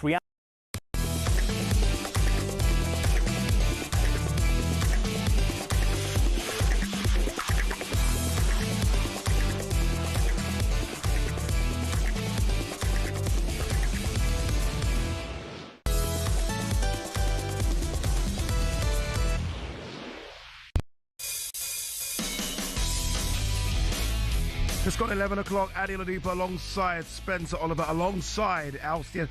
When we get the title right, Al, was it Director General of IBA? Of IBA. There you go. There you go. As you can see, looks like. Can we put the camera back on him, please? He does look like a Director General as well. He does. He's got the look.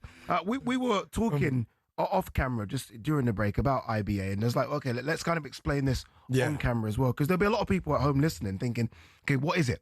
Everyone saw that, as you say, the festival, if you like, and they saw Terence Crawford, Tyson Fury. Everyone seemed to be destination IBA, and I guess it's going to be the same thing come December. Did you rate the hospitality? The hospitality was off the scale. That's what I'm saying. When I was there, I was like, so I went out there for going, what is this IBA? What, and, you know, me and Al go back a long, long time. You know, we've worked together in the past, etc. I knew Al had this new venture going on with the IBA. We was invited out there as guests to go out there. talkSPORT covered the event, actually, which was a brilliant event as well. You know, you had amateur boxing on there with professional boxing and female boxing. I'm going to get into Al about all that in a minute. Bare knuckle boxing, all on the same card. It was unique, something brilliant, but it was like the hospitality that was there as well was off the scale. You know, it really was, Al, and I think that's really where we want to go with this. Is like, you know, IBA, and there's, you know, as Adi just said there, you know, what is it? Because you do amateur boxing. We're talking about World Championships, Dubai. You do World Championship boxing. You got the WBA regular World Heavyweight title happening in December in Dubai.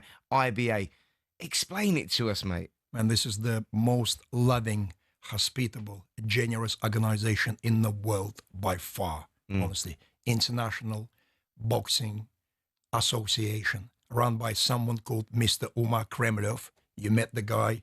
He is a very generous man. He loves boxing. He comes from a very difficult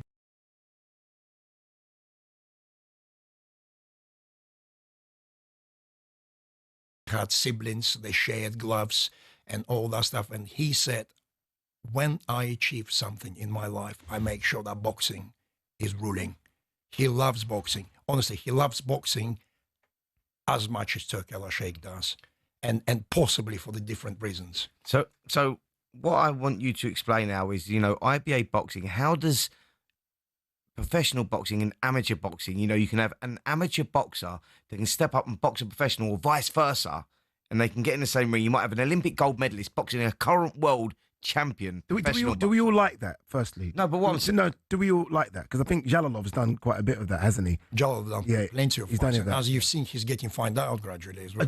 This is the scary thing about that. Yeah. So how does it work? That's what I want to say. My latest experience: someone 1-0 or a debutant who is a very good amateur, seasoned amateur, 300 fights. Oh, forget 100+ fights. Can come out and beat someone 20-0 in pros. Literally fight a 6-rounder or 8-rounder in professional ranks and comfortably beat the guy. I've seen it on my tournaments. You've seen it. So it's changing the dynamic. It's so speculative now. Maybe do we need to pad that record in professional boxing for 5-6 years, or we can unleash the guy straight away? Do you understand what I'm saying? Yeah. Exactly. For that particular reason, we've got IBA Pro on BoxRec. Where people, or for example, you've got Callum Simpson, you've got Ben Whittaker, they both in the governing body, top 15, and they know they can get their chance, but the commercial fight is cooking for English crowd, for British crowd, but they can't because the loser going to lose the opportunity to go and fight for the world title. Comes IBA Pro. Come and fight an IBA Pro for the IBA Pro title, because general public doesn't understand the belts. They want to see big commercial fight. We can provide them safe space as IBA, where they can fight that big commercial fight. Where if one loses, without damaging their rankings. Correct. Okay. So to explain that, so you get Callum Simpson versus Ben Whittaker, using them as an example. Yeah, that's pure example, by the way. They can go and they can earn a colossal amount of money boxing on this IBA Pro. Yeah. Win or lose, that doesn't go down on their professional records. It doesn't affect their rankings in whatever governing body. So win or lose, they've had that fight. That's done, and they go back to their... Exactly. The only thing it does affect is their reputation. Yeah, absolutely. But that's just normal, isn't it? When one loses, Are they? That's perfect for their reputation, because at least they fight in each other and not shying away. And that's what we want. Seriously, trust me. Because public will appreciate them for... Pacquiao against Floyd Mayweather. For how long have we been waiting for that fight? Certain fights with Joe Calzaghe never happened because of that. Lots of fights been obstructed because people been waiting for their world title like a challenge. Al, you've been in boxing forever. Would you make for quite long? You look very young, Al. For quite a long time. Thank you. Would you make like Murat Gassiev? No, the opposite. Yeah, you're a lot younger. I mean, a lot younger than you are. Would you make of what's happening right now? The money with Turkey, the money with IBA. Do you almost feel like boxing is as healthy as it's ever been? With the investment coming into it? Or the landscape is different. It looks different. And listen, once upon a time, Britain was the hub in the United States. Now, due to the political, like what do you call it, geopolitical circumstances, things are moving to Middle East, Eastern Europe, and so on and so forth. I'm a man of the world. I'm a bridger. I love this situation because I can shine in these circumstances, because let's not go around the bush. Although I'm a British citizen, I'm also Russian Albert. Do you know what I mean? So there's a certain prejudice which I'm experiencing, and even with my appearance, do you understand? Yeah. So this is perfect opportunity for me to literally show what I can and showcase, lead big organization, and just showcase everyone's talent, including mine. And I'm really delighted for you guys to giving me this kind of appreciation. You know? Do you know what? And so I went out there to see it firsthand because I couldn't quite understand it. Al talks very fast anyway, and I thought I've got to go out there and see it for myself, see what this is. And it really does work, because when we're talking about boxing needing a facelift and, you know, doing something slightly different and, you know, the dynamic being slightly different, they've achieved that. And you just go out there and you just go, wow, what a spectacle. You know, you had bare knuckle boxing on there. We see bare knuckle boxing we've had on tonight on the talkSPORT Boxing YouTube channel. Bare knuckle boxing on there, women fighting on there, like an Olympic champion boxing against the current world champion. And it's just like, you just go like, that whole thing is just like, I love it. You know what I'm saying? The circus that is boxing, you go, what they've achieved there is they've managed to get the sort of unachievable in making it all happen in one night. It's quite sensational. The investment. IBA, for example, spent colossal amount of money on Africa. I tell you how. Sponsoring federations, rebuilding the gyms, sending the gear, buying bags, head guards, so on and so forth, sponsoring entire competition, African Cup nations and so on and so forth. Latin America, the same. Asia. And yet they had really bad publicity because I believe something was wrong with the media situation, how it's been portrayed. So politics got in the way. For example, when have anyone ever spent on grassroots 8 million? We've got prize money, 8 million in December for the amateur boxing. Gold medal, 300,000. 50% goes to the fighter, 25% going to the trainer. Umar said to me, Al, trainer is an unsung hero. It's a father of the fighter. They left behind. They treated really badly. I really want that appreciation. 25% goes to the trainer, 25% to federation, because they led the path, they invested, they took that fighter to the competition from the age of 8, and this is the reward. Same with silver medal and bronze medal and everything. Listen. So let me explain. When I was boxing as an amateur, you know, it was a long time ago, admittedly. What I'm saying is there was no money in amateur boxing, like zero. Didn't matter if you got an Olympic gold medal, didn't matter if you got, like myself, Commonwealth silver, Commonwealth golds, all of that stuff. That didn't matter. But what IBA has done now is they've introduced money into that system, which is unheard of. So you go, these kids now getting, so, you know, let's say in December, the kid goes and wins the World Championships. He walks away with 300 grand in his pocket. Come on, mate. That's quite insane. It's a life-changing situation. I think that kid will probably. And I think he's great. I think I that love kid it. will probably stay amateur. If you can win 300 grand as an amateur, why turn pro? 8-time But world you don't know champion. what kind of rewards will be at professional game there with IBA. You see, IBA Pro is coming as well as something very interesting. Indeed, it is. Al, it's been great having you, guys. Thank you ever so much. Let me just refer something to Go ahead, British guys, British fighters. Thank you. There's your camera, Al. Yeah, get in touch. Check the IBA website. Guys, we're welcoming you. I would like to see English, Welsh, Scottish flags are raising above the stadium in Dubai. Tennis stadium, Laurent Garros type of stadium, Wimbledon type of stadium. Yeah, we need a British amateur boxing team in Dubai. We need it there. Listen, I'll see you there. Well, yeah, there you go. Can we get a Nigerian amateur team there? Yes, you can. You can. You can. 100%. Yeah. Where's my camera? Nigerian Federation. I appeal to you. No. Al, honestly, great to have you. When we come back, stick with us. We're going to speak to Reece Bellotti. Brilliant.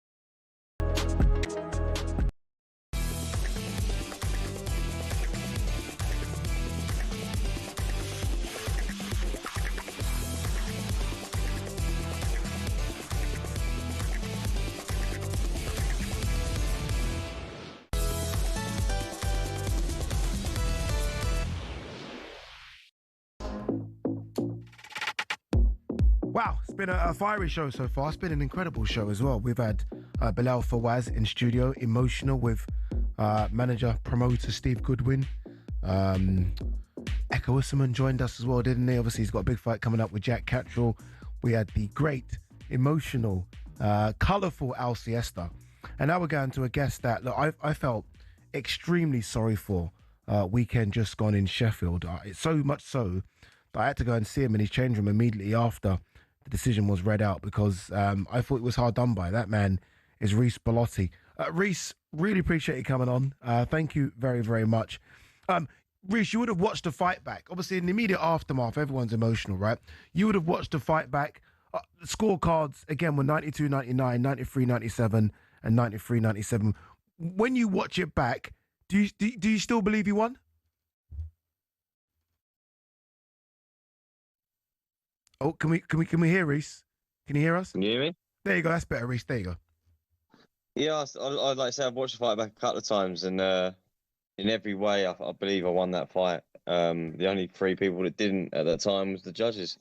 Yeah, I'm with you, Reece, mate. I thought you was hard done by, if I'm totally honest. Yeah, there was a couple of close rounds, subjective rounds. What way do you want to go with it? But if you look at the fight as a whole, I think that you've done enough there to definitely win that fight. And you look at the scorecard of Steve Gray, who goes 99-92, and you go, come on, mate. Like, it was like, do you know what I mean?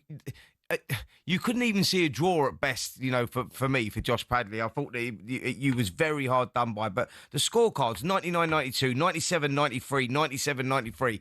What were them three judges looking at, mate? Like that, to me, I go, we was working that night, and I just go, it left a sour taste in my mouth. Yeah.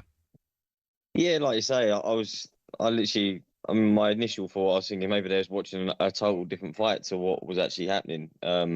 After the fight, I went in, like, if there wasn't a person that was in the stadium, I think, that didn't think I won that fight. I was having Padley fans coming up to me saying, I don't know what the judges were seeing there. We definitely thought you won that fight. And they were Padley fans themselves. You know, I remember, Reece, we spoke after the Ryan Garner fight. I remember going to the corner. And I think the question then was like, are you going to carry on? I remember thinking, it's a tough fight against Garner. And obviously, I know you didn't want it to get stopped in the end, but it was stopped. When you look at that Josh Padley fight, that must tell you there's quite a lot left in the tank.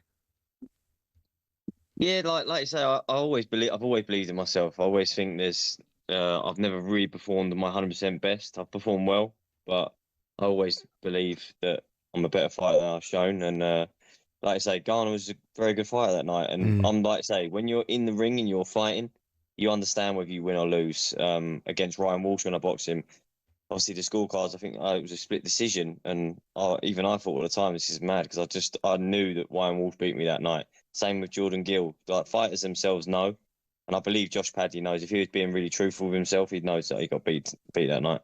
Yeah, you've had an emotional roller coaster of a career, really, Reece, haven't you? Because you've had your ups, you've had your downs. You know, when we thought your career was over, you know, a few years ago, and you think, where are you going with that? You're going to go. Are you going to move away from boxing? Are you going to carry on being an electrician? Or, you know, what path are you going to take? You come back, you win the British, you win the Commonwealth, you lose to Ghana for the European. And now this knockback as well, you go like... But one thing that we saw the other night was, or last week, should I say, against Padley, was at 34 years of age and with the career that you've had, you've shown that there is more miles on the clock. And I think that fighters now genuinely go on longer, don't they? We see that in the heavyweight division with Usyk, Anthony Joshua, Tyson Fury and all those guys, but that sort of comes down in the weights as well now. 34 years of age is not particularly old, and you think that there will be a few more doors open for you off the back of that performance?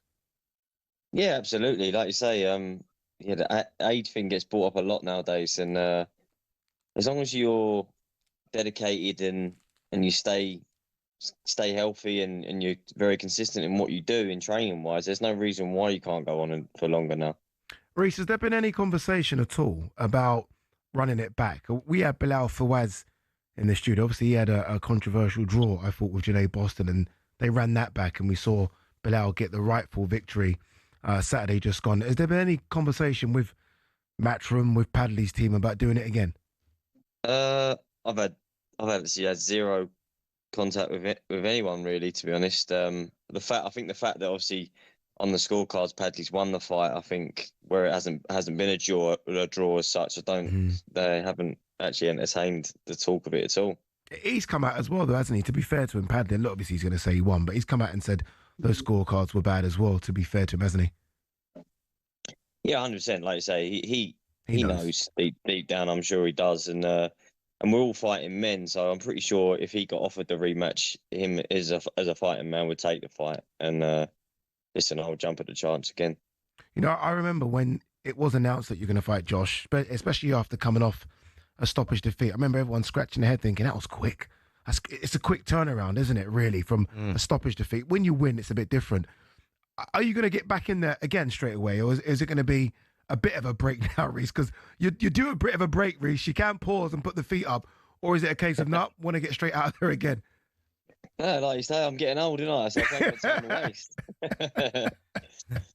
But you don't fight like an old man, Reece. You clearly, and what I noticed, and look, I could be wrong here. You know how to manage rounds really well. Apart from when your dad screams at you, you know how to manage rounds. No, exactly. Like you say, it's just something it's all experience that you learn. And with the boys and that, they obviously know how fit I am, and they tell me how to pace, when to pick it up. And during the fight, I was obviously asking them, I said, like, I'm winning it at the time. I remember I was like, I'm winning this, and they said, yes, you are.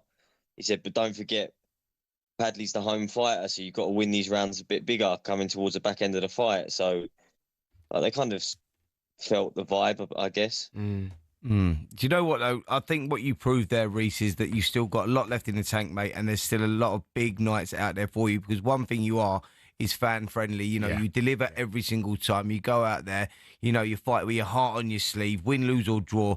It's a blinding fight, mate, and you deserve that other opportunity, because I think we live in a world now, don't we, with boxing, and we've been talking about this all night, with, Saudi Arabia getting involved, Turkey Al Sheikh and whatnot, and they watch those sort of fights and go, you know what, I like that kid. It's not about winning and losing. It's about putting on the show, entertainment. And, off the back of that performance, I'm sure you're going to get an opportunity, mate. You have to, because of, the performance that you put in. You was very unlucky, I've got to say, mate. I had you winning, I think, by 3 rounds. And that, even if I've gone, all right, one of those might have gone the other way, there was a couple of close rounds, you still win the fight for me. Yeah, exactly. I appreciate that. I appreciate what you're saying there. Yeah, like you say, as a fighter from a young age, I've always wanted to I always liked people coming to watch me because of the fact I entertain, regardless of the result. I always, like you say, wear my heart on my sleeve, and I'll give it 110% in there, and I'm willing to go out on my shield at any time in a fight. One thing people have said, aside from the age thing, Reece, is one thing people have said all the time is Reece is having an Indian summer, and Spencer touched on it there. I think after that Raymond Ford defeat, Eddie's back garden, I don't think many people would have expected you to go on the run that you've gone on now. Has there been any change? I mean, could it be, I don't know, diet? Could it be like really living the life? I mean, changing corner. What's been the biggest change, you think, to get you through those kind of dark times where you went on a bit of a wobbly run to where you are now? I always put it down to the weight. Not that saying that I would beat Raymond Ford at the weight above, because he's obviously a very good fighter. But I think, obviously, as boxers, we all know that weight is a massive factor. Like I say, I haven't changed with my team, because I love my team. I always have. And I know a lot of people always go, oh, it's the team you're with, it's the cornerman, it's change it up and do that. But they've always been very fitting to the way I am and the way we do things, and it's paid off in the end.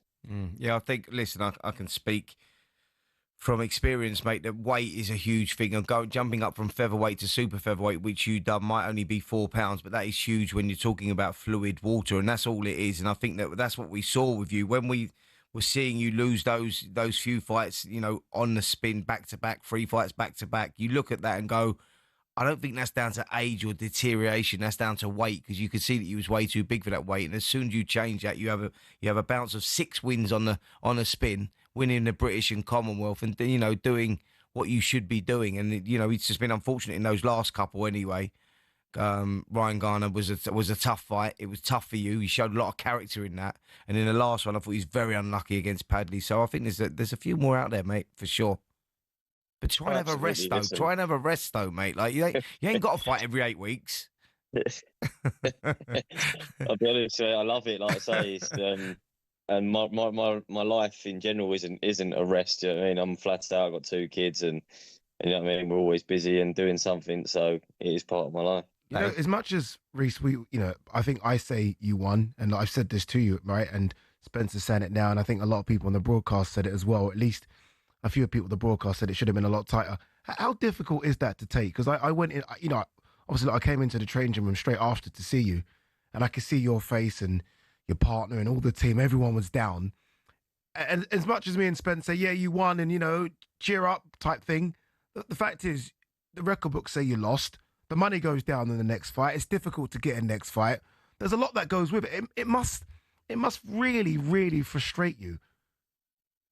Yeah, like it's absolutely. It's probably one of the most frustrating situations I've been in, to be fair, because I don't feel by any means that I lost a fight. But like I say, on paper I have, and everything changes off the back of that.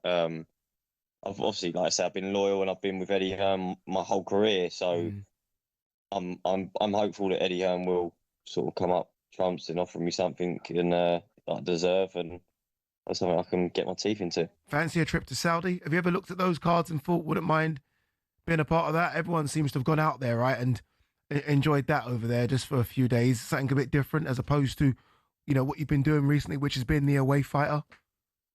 Yeah, like I say, absolutely. That's always going to be anyone's dream is to fight on a card like that. But as soon as Turkey announced that he doesn't want no cat and mouse, I thought, well, that's perfect for me because I'm never running from anybody, and so it is something I always would love to be on, of course. Yeah, look, Reese, we wish you the best of luck in whatever you do next because, again, I think you've entertained us for ages, and I genuinely do believe, having watched you up close now for a few times, you're fit as a fiddle, and I think there are a couple more years left, at least. At least, yeah. I believe that. Look, yeah. Been pro for Thank you. pro for 10 years now, mate, and I think you've definitely got another couple of years in you for sure. And yeah, we want to see you out in Saudi Arabia, mate. And Love that. We know Turkey Al Sheikh loves watching this show, and he'll be listening as well. So come on, Turkey, give him a. I can send him the text. I mean, I can do it. Can I send the text? He's actually just done it. I can send the text, Reese. I can send the text right now, Reese. Absolutely. Reese, top man. Enjoy the rest of your night, whatever you're doing, and hopefully you have a bit of a rest, and we'll see you in a big one in the new year. Yeah, nice one, Jets. Thank you. Top man, Reese Bellotti, who was unlucky, and I made that point there because again, you say you thought he won. I think I thought he won by a round or so. So it was tight, but I thought he were, and it's all well as good and us saying it, but ultimately the money does go down next fight, doesn't it? It's harder to get a fight. It goes down as a loss. That's ultimately it. Whatever we think, that's just an opinion. We've all got opinions, and like I say, I thought Reese won out a winner, and there was a couple of swing rounds there. You can see them get subjective rounds where they go one way or the other, but you still got Reese winning the fight. And he was just very unlucky. It weren't his night, but like you say, then the paychecks go, and then he becomes one of them. Well, do we really need him? Mate, do we really want him? I think the right thing to do, and I hope he gets the opportunity. I think run it back. Yeah. I think maybe you got to run it back. If I'm Josh Padley, I don't, but I think that's what you do. All right, when we come back, we're going to do a web roundup with George Glinsky.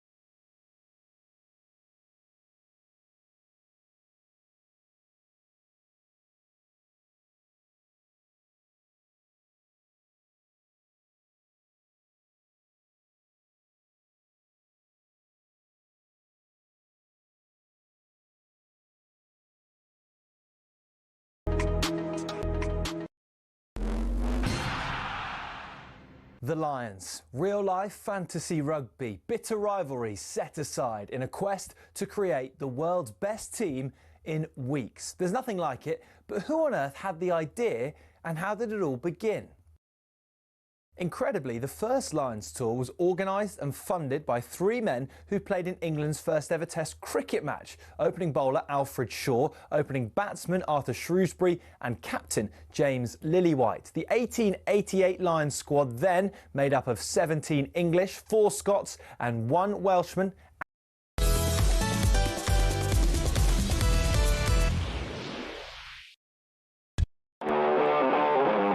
Good evening, just gone 11:35 now. Adi Oladipo and Spencer Oliver want the chance to play to win up to £100,000. Then listen up, it's our biggest cash prize yet. And we're going all out on this one. That's right, a massive £100,000, completely tax-free. Could be yours if you're the lucky winner who gets picked to come to the talkSPORT Towers, London, 13th of November 2025. For a chance to win that huge cash prize, listen up, and this is how you enter. 18 plus UK excluding Northern Ireland. For a chance to win, text the word cash to 83338 and you're in the draw. Text costs £2 plus 1 standard network rate message. You must have the bill payer's permission, or you can enter for free by calling 0330 880 3338. All entries must be received by the 6th of November at 4 p.m. This is a talkSPORT limited promotion run on talkSPORT, Talk and Virgin Radio UK stations. Full terms and conditions at talksport.com. Not bad, is that? 100 grand. 100 grand before Christmas. I mean, someone's going to be really getting good Christmas presents this year. I'll tell you that now. All right, joining us now to bring us up to date with everything Fight Sports on talksport.com is combat sports writer George Glinsky. George, how are you, my man? I'm very well. How are you doing, Addy? How are you doing, Spencer? Yeah, very well, George. Where are you, mate? Where is that? Go put George back on. Where is that, George? He's back in the attic, isn't he? It's either in the attic or... Is it the attic? It is an attic, isn't it? This is quite literally an attic. Yeah, I'm in between houses at the moment and I have been stuck in this attic for quite some time. George, this is where I'm working. Just before we start, mate, you keep telling me you're moving houses, you're stuck in an attic. How long's it been? They're different attics he's in, mate. Have you got something else to tell us, George? Yeah, how many attics do you have? Well, this is the second house. Oh, there you go. Oh, here we go. 2 houses. Look at that. two attics. 2 attics. Oh, yeah. I see him in some sort of dungeon or something as well. I don't know what that was, but that's another conversation. That's for after midnight. All right, George, go on. What are the top 3 perform and fight stories on talksport.com? Let's start with number 3. Starting with number 3, I had a sit-down interview with Frank Warren the other day where we spoke about a lot of current affairs, but one of the things that really stood out, I always like to throw a retrospective question in there, especially with someone like Frank who's been in the game for quite some time. And I asked him, who's the biggest underachiever he ever promoted? Now, he picked out Tony Collins, who I have to admit I wasn't actually aware of. He was a domestic level boxer in the late 80s, early 90s, 7-time national champion, undefeated amateur, but failed twice at the British super welterweight title. Issues outside of the ring really plagued him. Frank described him as a bit of a playboy. And this got me thinking, guys. My biggest underachiever for me was Ike Ibeabuchi, who, again, obviously beat Chris Bird, beat David Tua, should have fought for a world title, ended up in prison for 16 years. Who do you guys think was the biggest underachiever in boxing? By the way, Ike Ibeabuchi has just made a comeback, actually. He's boxing out in Nigeria now. He is, he's just come back. But he was one of the most feared heavyweights around. And had it not been for him going to jail, he would have been a world champion for sure. And Tony Collins actually had a brother called George Collins and Benny Collins. They were all sensational amateurs. George went on to win the British and Commonwealth title. Tony Collins was a huge underachiever. He was the best amateur ever to turn pro, but I think life outside of boxing got in the way of that and spoiled a glittering career. But the Collinses were from Reading, I believe, and they were sensational. This is incredible knowledge, by the way. Did someone tell you this was the subject? No. You just knew that off the top of your head, what you just said there? Yeah. You're lying. Don't believe you. I know that. Did you tell him, Harj? I swear. That's incredible knowledge. Yeah. This is going to sound a bit crazy, this underachiever. Prince Nassim Hamed. Yeah, yes. Everyone looked at me. You know why, yeah? No, I agree I with thought, and after the loss to Barrera, I wanted him to get right. He had that one fight and then retire, didn't he? Manuel Calvo. And he just didn't look right after that. And I remember thinking prior to that Barrera fight that he was going to go down as the greatest British fighter of all time. So he'll be in the conversation with Calzaghe and Lewis. I thought he was just going to dominate everything. Go up in weight classes, because I thought it was that special. I still think he was that special, by the way. But I just feel like he would have gone down as one of the greatest of all time. I thought it was that good. I totally agree with you. He was an underachiever, which seems mad to say. Yes, do you know what I mean, though, don't 20 world title defense of his WBO world title, and beat some of the names that he beat, Wilfredo Vasquez, and, some of the names that he beat were just quite incredible. But you go... Like Kevin Kelly won. Yeah, Kevin Kelly was one that everyone will remember. But, yeah, he was an underachiever. I boxed with him as an amateur. We boxed from the age of 12 till 17. We boxed for England together, and I remember once we boxed England against America, and there was a strong squad that come over. That's when America was really strong. America was hot. We lost 14-2. The only two people that won were Naseem Hamed and a kid called Dean Piffy, who at the time was the last guy to beat Naseem Hamed before Hamed lost to Barrera. So, yeah, what an incredible fight. You know what I mean, though? I know a few people are going to message you later, Addy, what you're talking about, but because I feel like he could have been just outworldly special. Can I say this, then? I think Naseem Hamed, in his prime, at his peak, I think he probably was the greatest fighter that we have produced. Okay, fair. But obviously it won't go down as that because records will not suggest that. There you go. But I know how good he was, and I would say that. You know what? That's a great question, that is. That is a great question, Mr. Glinsky, in his attic number 2. All right, go on. Story number 2. Story number 2, we have an exclusive interview conducted by Lewis Thompson, an MMA writer that we have at talkSPORT, with UFC heavyweight champion Tom Aspinall, where amongst other things, he discussed a potential move into boxing. We have a little sneak peek of that right now. Maybe. Not right. To be honest, it's not something I give a lot of great thought to right now. All I'm concerned about right now is beating Silgan, to be honest with you. I never think too far in the future anyway, so maybe one day I'll do that if I do well and take out the whole division. But right now, my focus is fighting Silgan.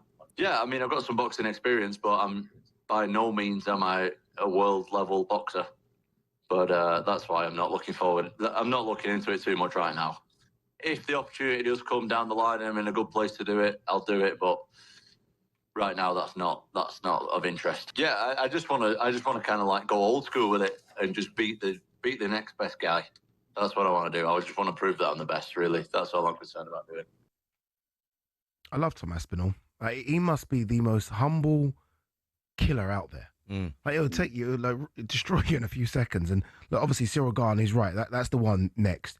But there is something about him that I do think he's got good enough hands to have a go. I'm certainly not fight the top guys, but I would like to see him in a boxing ring have a go with someone. Addy, I think that the crossover appeal now is huge in the world that we live in. You know, people are loving that right now. And Tom Aspinall is big in where he comes from, in his discipline. And I think that crossover, him coming into boxing, like you say, he's very infectious. Like, you listen to him speak and there's a Dave Allen to him. There's an innocence around him. Yes. Like a vulnerability around him. Yeah. I don't know what it is. I think people gravitate to him. You do gravitate. Yeah, you gravitate to him, yes. That's what I'm saying. So I think that crossover appeal would be huge. And of course, look, it's called prize fighting. It's about earning money. And you don't have to box. You don't have to say, I'm going to beat Alexander Usyk or I'm going to beat Tyson. You don't have to say that. There's levels to this game. But there is other characters out there. You go like, you see him in with a Dave Allen type guy and all that. And you go, Chisora, a Dillian White. There's money to be made. All right, George, what's the best performing story this week?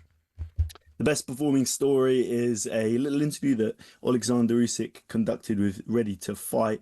He's made a retirement U-turn. Now, obviously, he was discussing the fact that after this next fight, and this was 2 fights ago, so this was just before his last outing against Daniel Dubois, he said his next fight after that would be his final fight. And now he's suggesting he's going to fight until 41. Obviously, he turns 39 in January, I believe. But he says that his next fight is negotiations are underway. It won't be against Moses Atalma. I think, and I know there was a lot of suggestions that it wouldn't happen, but I think that we might, if he is going to continue fighting for another, what would that be, 3 years, we might just get that fight with either the winner of Parker and Wardley. I had my concerns. There was a lot of mixed messages from Usyk, but if he's going to fight for another 3 years, I don't think that a fight against Parker or Wardley, and this is not disrespectful to either man, I don't think that's the sort of fight he wants to go out on. I think he wants bigger names to go out on one. But if he's going to fight for 3 more years, I think we're going to get that fight. Interesting, isn't it? I think it's going to be Fury. Yeah, I think that we get. I think that's more likely than a Cabial who fights in Germany against I can't remember who, or the winner of Parker Wardley? No, so the roadmap I see for this is, look, he was right in what he said there, announcing Moses Atama as not being in the picture, because you'd understand why. You go, I wouldn't want to fight Moses. No, exactly. So you go, I think that George might have hit that spot on there. The winner of Parker versus Wardley, you go, that's what Alexander Usyk will see as a winnable fight because of the guys that where they're sat stylistically and whatnot. And he'll say, right, well, that guy will be then considered one of the main guys. So let me pick him off. Like, he'd be very strategic in the way that he does that. Yeah. If it is Parker and Parker is favourite to beat Wardley, right? Yeah. Does Parker Usyk sell at Tottenham Stadium over here? A non-Brit on the as the main. Does Parker Usyk sell out the stadium? I think it does, and I'll tell you why. Because boxing is as big as it is right now, but it'll have a solid undercard, and they'd have to put a solid undercard. And I think that They're almost like two adopted Brits, aren't they? Anyway, yeah. And one's the Brit basher, and one basically lives here. Yeah, but they're both very charismatic and very and that thing as well. Like where they speak and you just like you get drawn in. You want more. You want more. They're just two very humble, good guys. So I think yes, it does with a big undercard. George, top man, appreciate it. Get out of the attic, George. It almost looks like you're about to, I don't know, do a sing-song of Jesus Christ or Jason in the Technicolor Dreamcoat. It's nice. Just every time he comes on, he's in a different attic, mate. And he keeps telling me, listen, 2 weeks. Give me 2 weeks. Oh, 2 weeks. 2 weeks. See you in 2 weeks. Yeah, we're moving, Spence. I'm moving, Spence. I went, how many times are you moving, mate? To be fair, it's not a bad setup for an attic. Can we look at it one more time? Show us it one more time. Look at that. That's not that bad, is it? It's not the worst. I've seen worse attics, trust me. A big thank you to Combat Sports writer George Glinksey. Remember, don't forget to keep up with all the latest fight news. Just head over to talksport.com. This is Fight Night on TalkSport.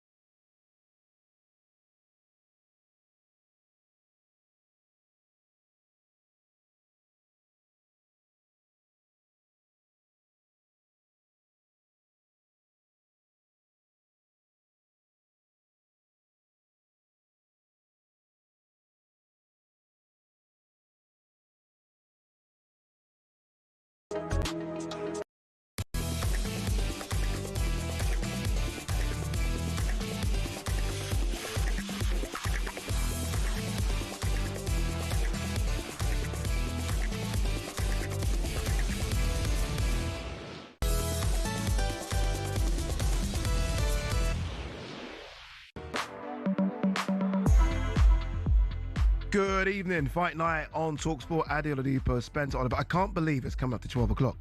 I can't believe we've been talking boxing for nearly 3 hours and it feels like we've been talking boxing like 20 minutes. Crazy. Honestly, really crazy. Thank you so much to all our guests that came on today. Really enjoyed it. To Eka Usman, to Bilal Fawaz, to Steve Goodwin, to Al Siesta. Who have I missed? You, the listeners, and you, the people watching on YouTube as well. Thank you so much. Yeah, exactly. Yeah, you guys, the most important people indeed. All right, let's end the show by talking about a very big heavyweight clash. We touched on it just now, but a very big heavyweight clash from the O2 Arena, October 25th. So that's next week, Saturday, not long to go at all. Joseph Parker, who, honestly, you look at his resume, it's for everybody, pretty much. Everyone, apart from Alexander Usyk and Tyson Fury in this era of heavyweights, takes on Fabio Wardley, who only put on the boxing gloves 10 years ago, who's on the cusp of fighting for a world title shot, who a lot of people are calling the British version of Deontay Wilder because of his punch power. What an intriguing matchup this is. It really is. I think what we found out about Fabio Wardley last time out at Portman Road was against Justice Hooney. He was a tricky customer. Hooney started building up a lead and then he started getting round after round. He was giving Wardley a bit of a pummeling and you're looking at that and going, he's got a break at some point. We were all sitting there at ringside. The rain was absolutely teeming down. Crazy. And you're thinking, at some point, he's got to go. I'm watching him walk back to the corner, come back out, and I'm trying to read his mind and going, it's got to go at some point. Body language looked bad, didn't it? Yeah, body language. Shoulders were dropping. Yeah. But he just didn't lose any heart. He didn't lose any soul. And he just stuck to his guns and turned it around. You know, that's what champions do. And you go, that makes him dangerous right until the final bell. You're right. Joseph Parker is that guy. You know, he's on that run of form. And you go, he will start as a big favourite going into this one. But it's an intriguing fight because you go, you can't write Wardley off. It's a fascinating fight. And you mentioned there that the guys that haven't boxed Alexander Usyk, I think if Parker wins this one, that's Usyk's next fight. You know what? Parker's resume, and it's just off the top of my head, so I might miss someone out, I might get something wrong here, but Carlos Takam, Andy Ruiz, AJ, Dillian White, Chisora, Bacoli, Wilder, Zhang, Joe Joyce, Fabio Wardley.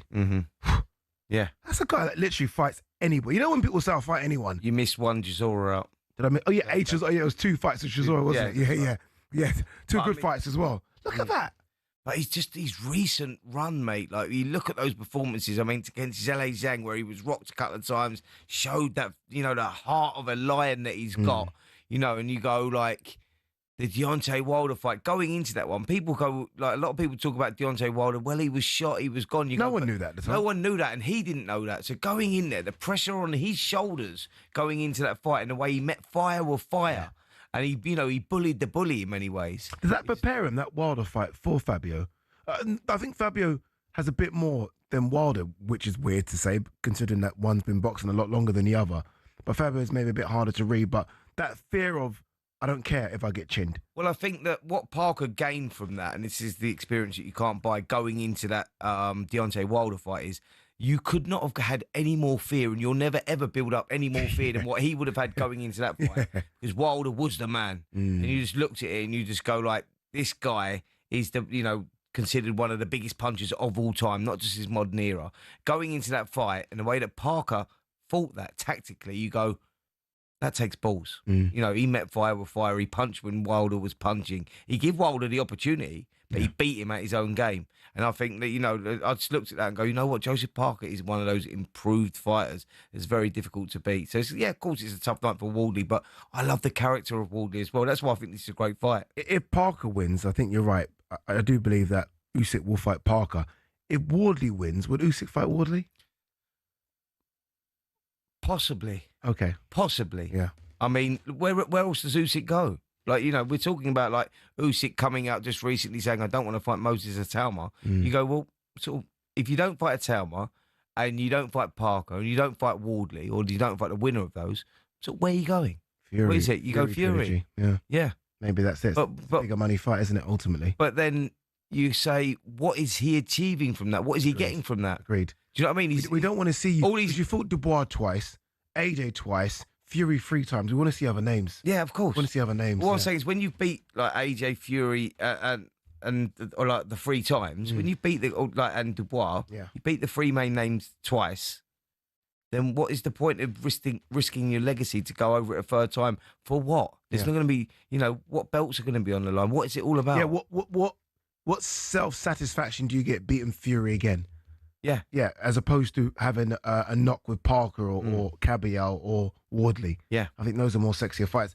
Lewis Edmondson versus Ezra Taylor as chief support. Again, we spoke about the light heavyweight division, how busy it is. This is 2 guys that are right there, aren't they? So you've got, in this country, I guess you've got Callum Smith, Yard, Boatsi. Yeah. Then just below that, the likes of Lewis Edmondson and Ezra Taylor. Ezra Taylor is a coming-of-age fight for Ezra. I think when you look at that, you go, Louis Edmondson is that guy. He is proven. He's coming off that loss to Daniel Lapin. Yep. You look at that was a very close fight. Lapin's a good fighter from the Ukraine. Edmondson beat him. Yeah, that's right. It was a very close fight. It could have gone either way.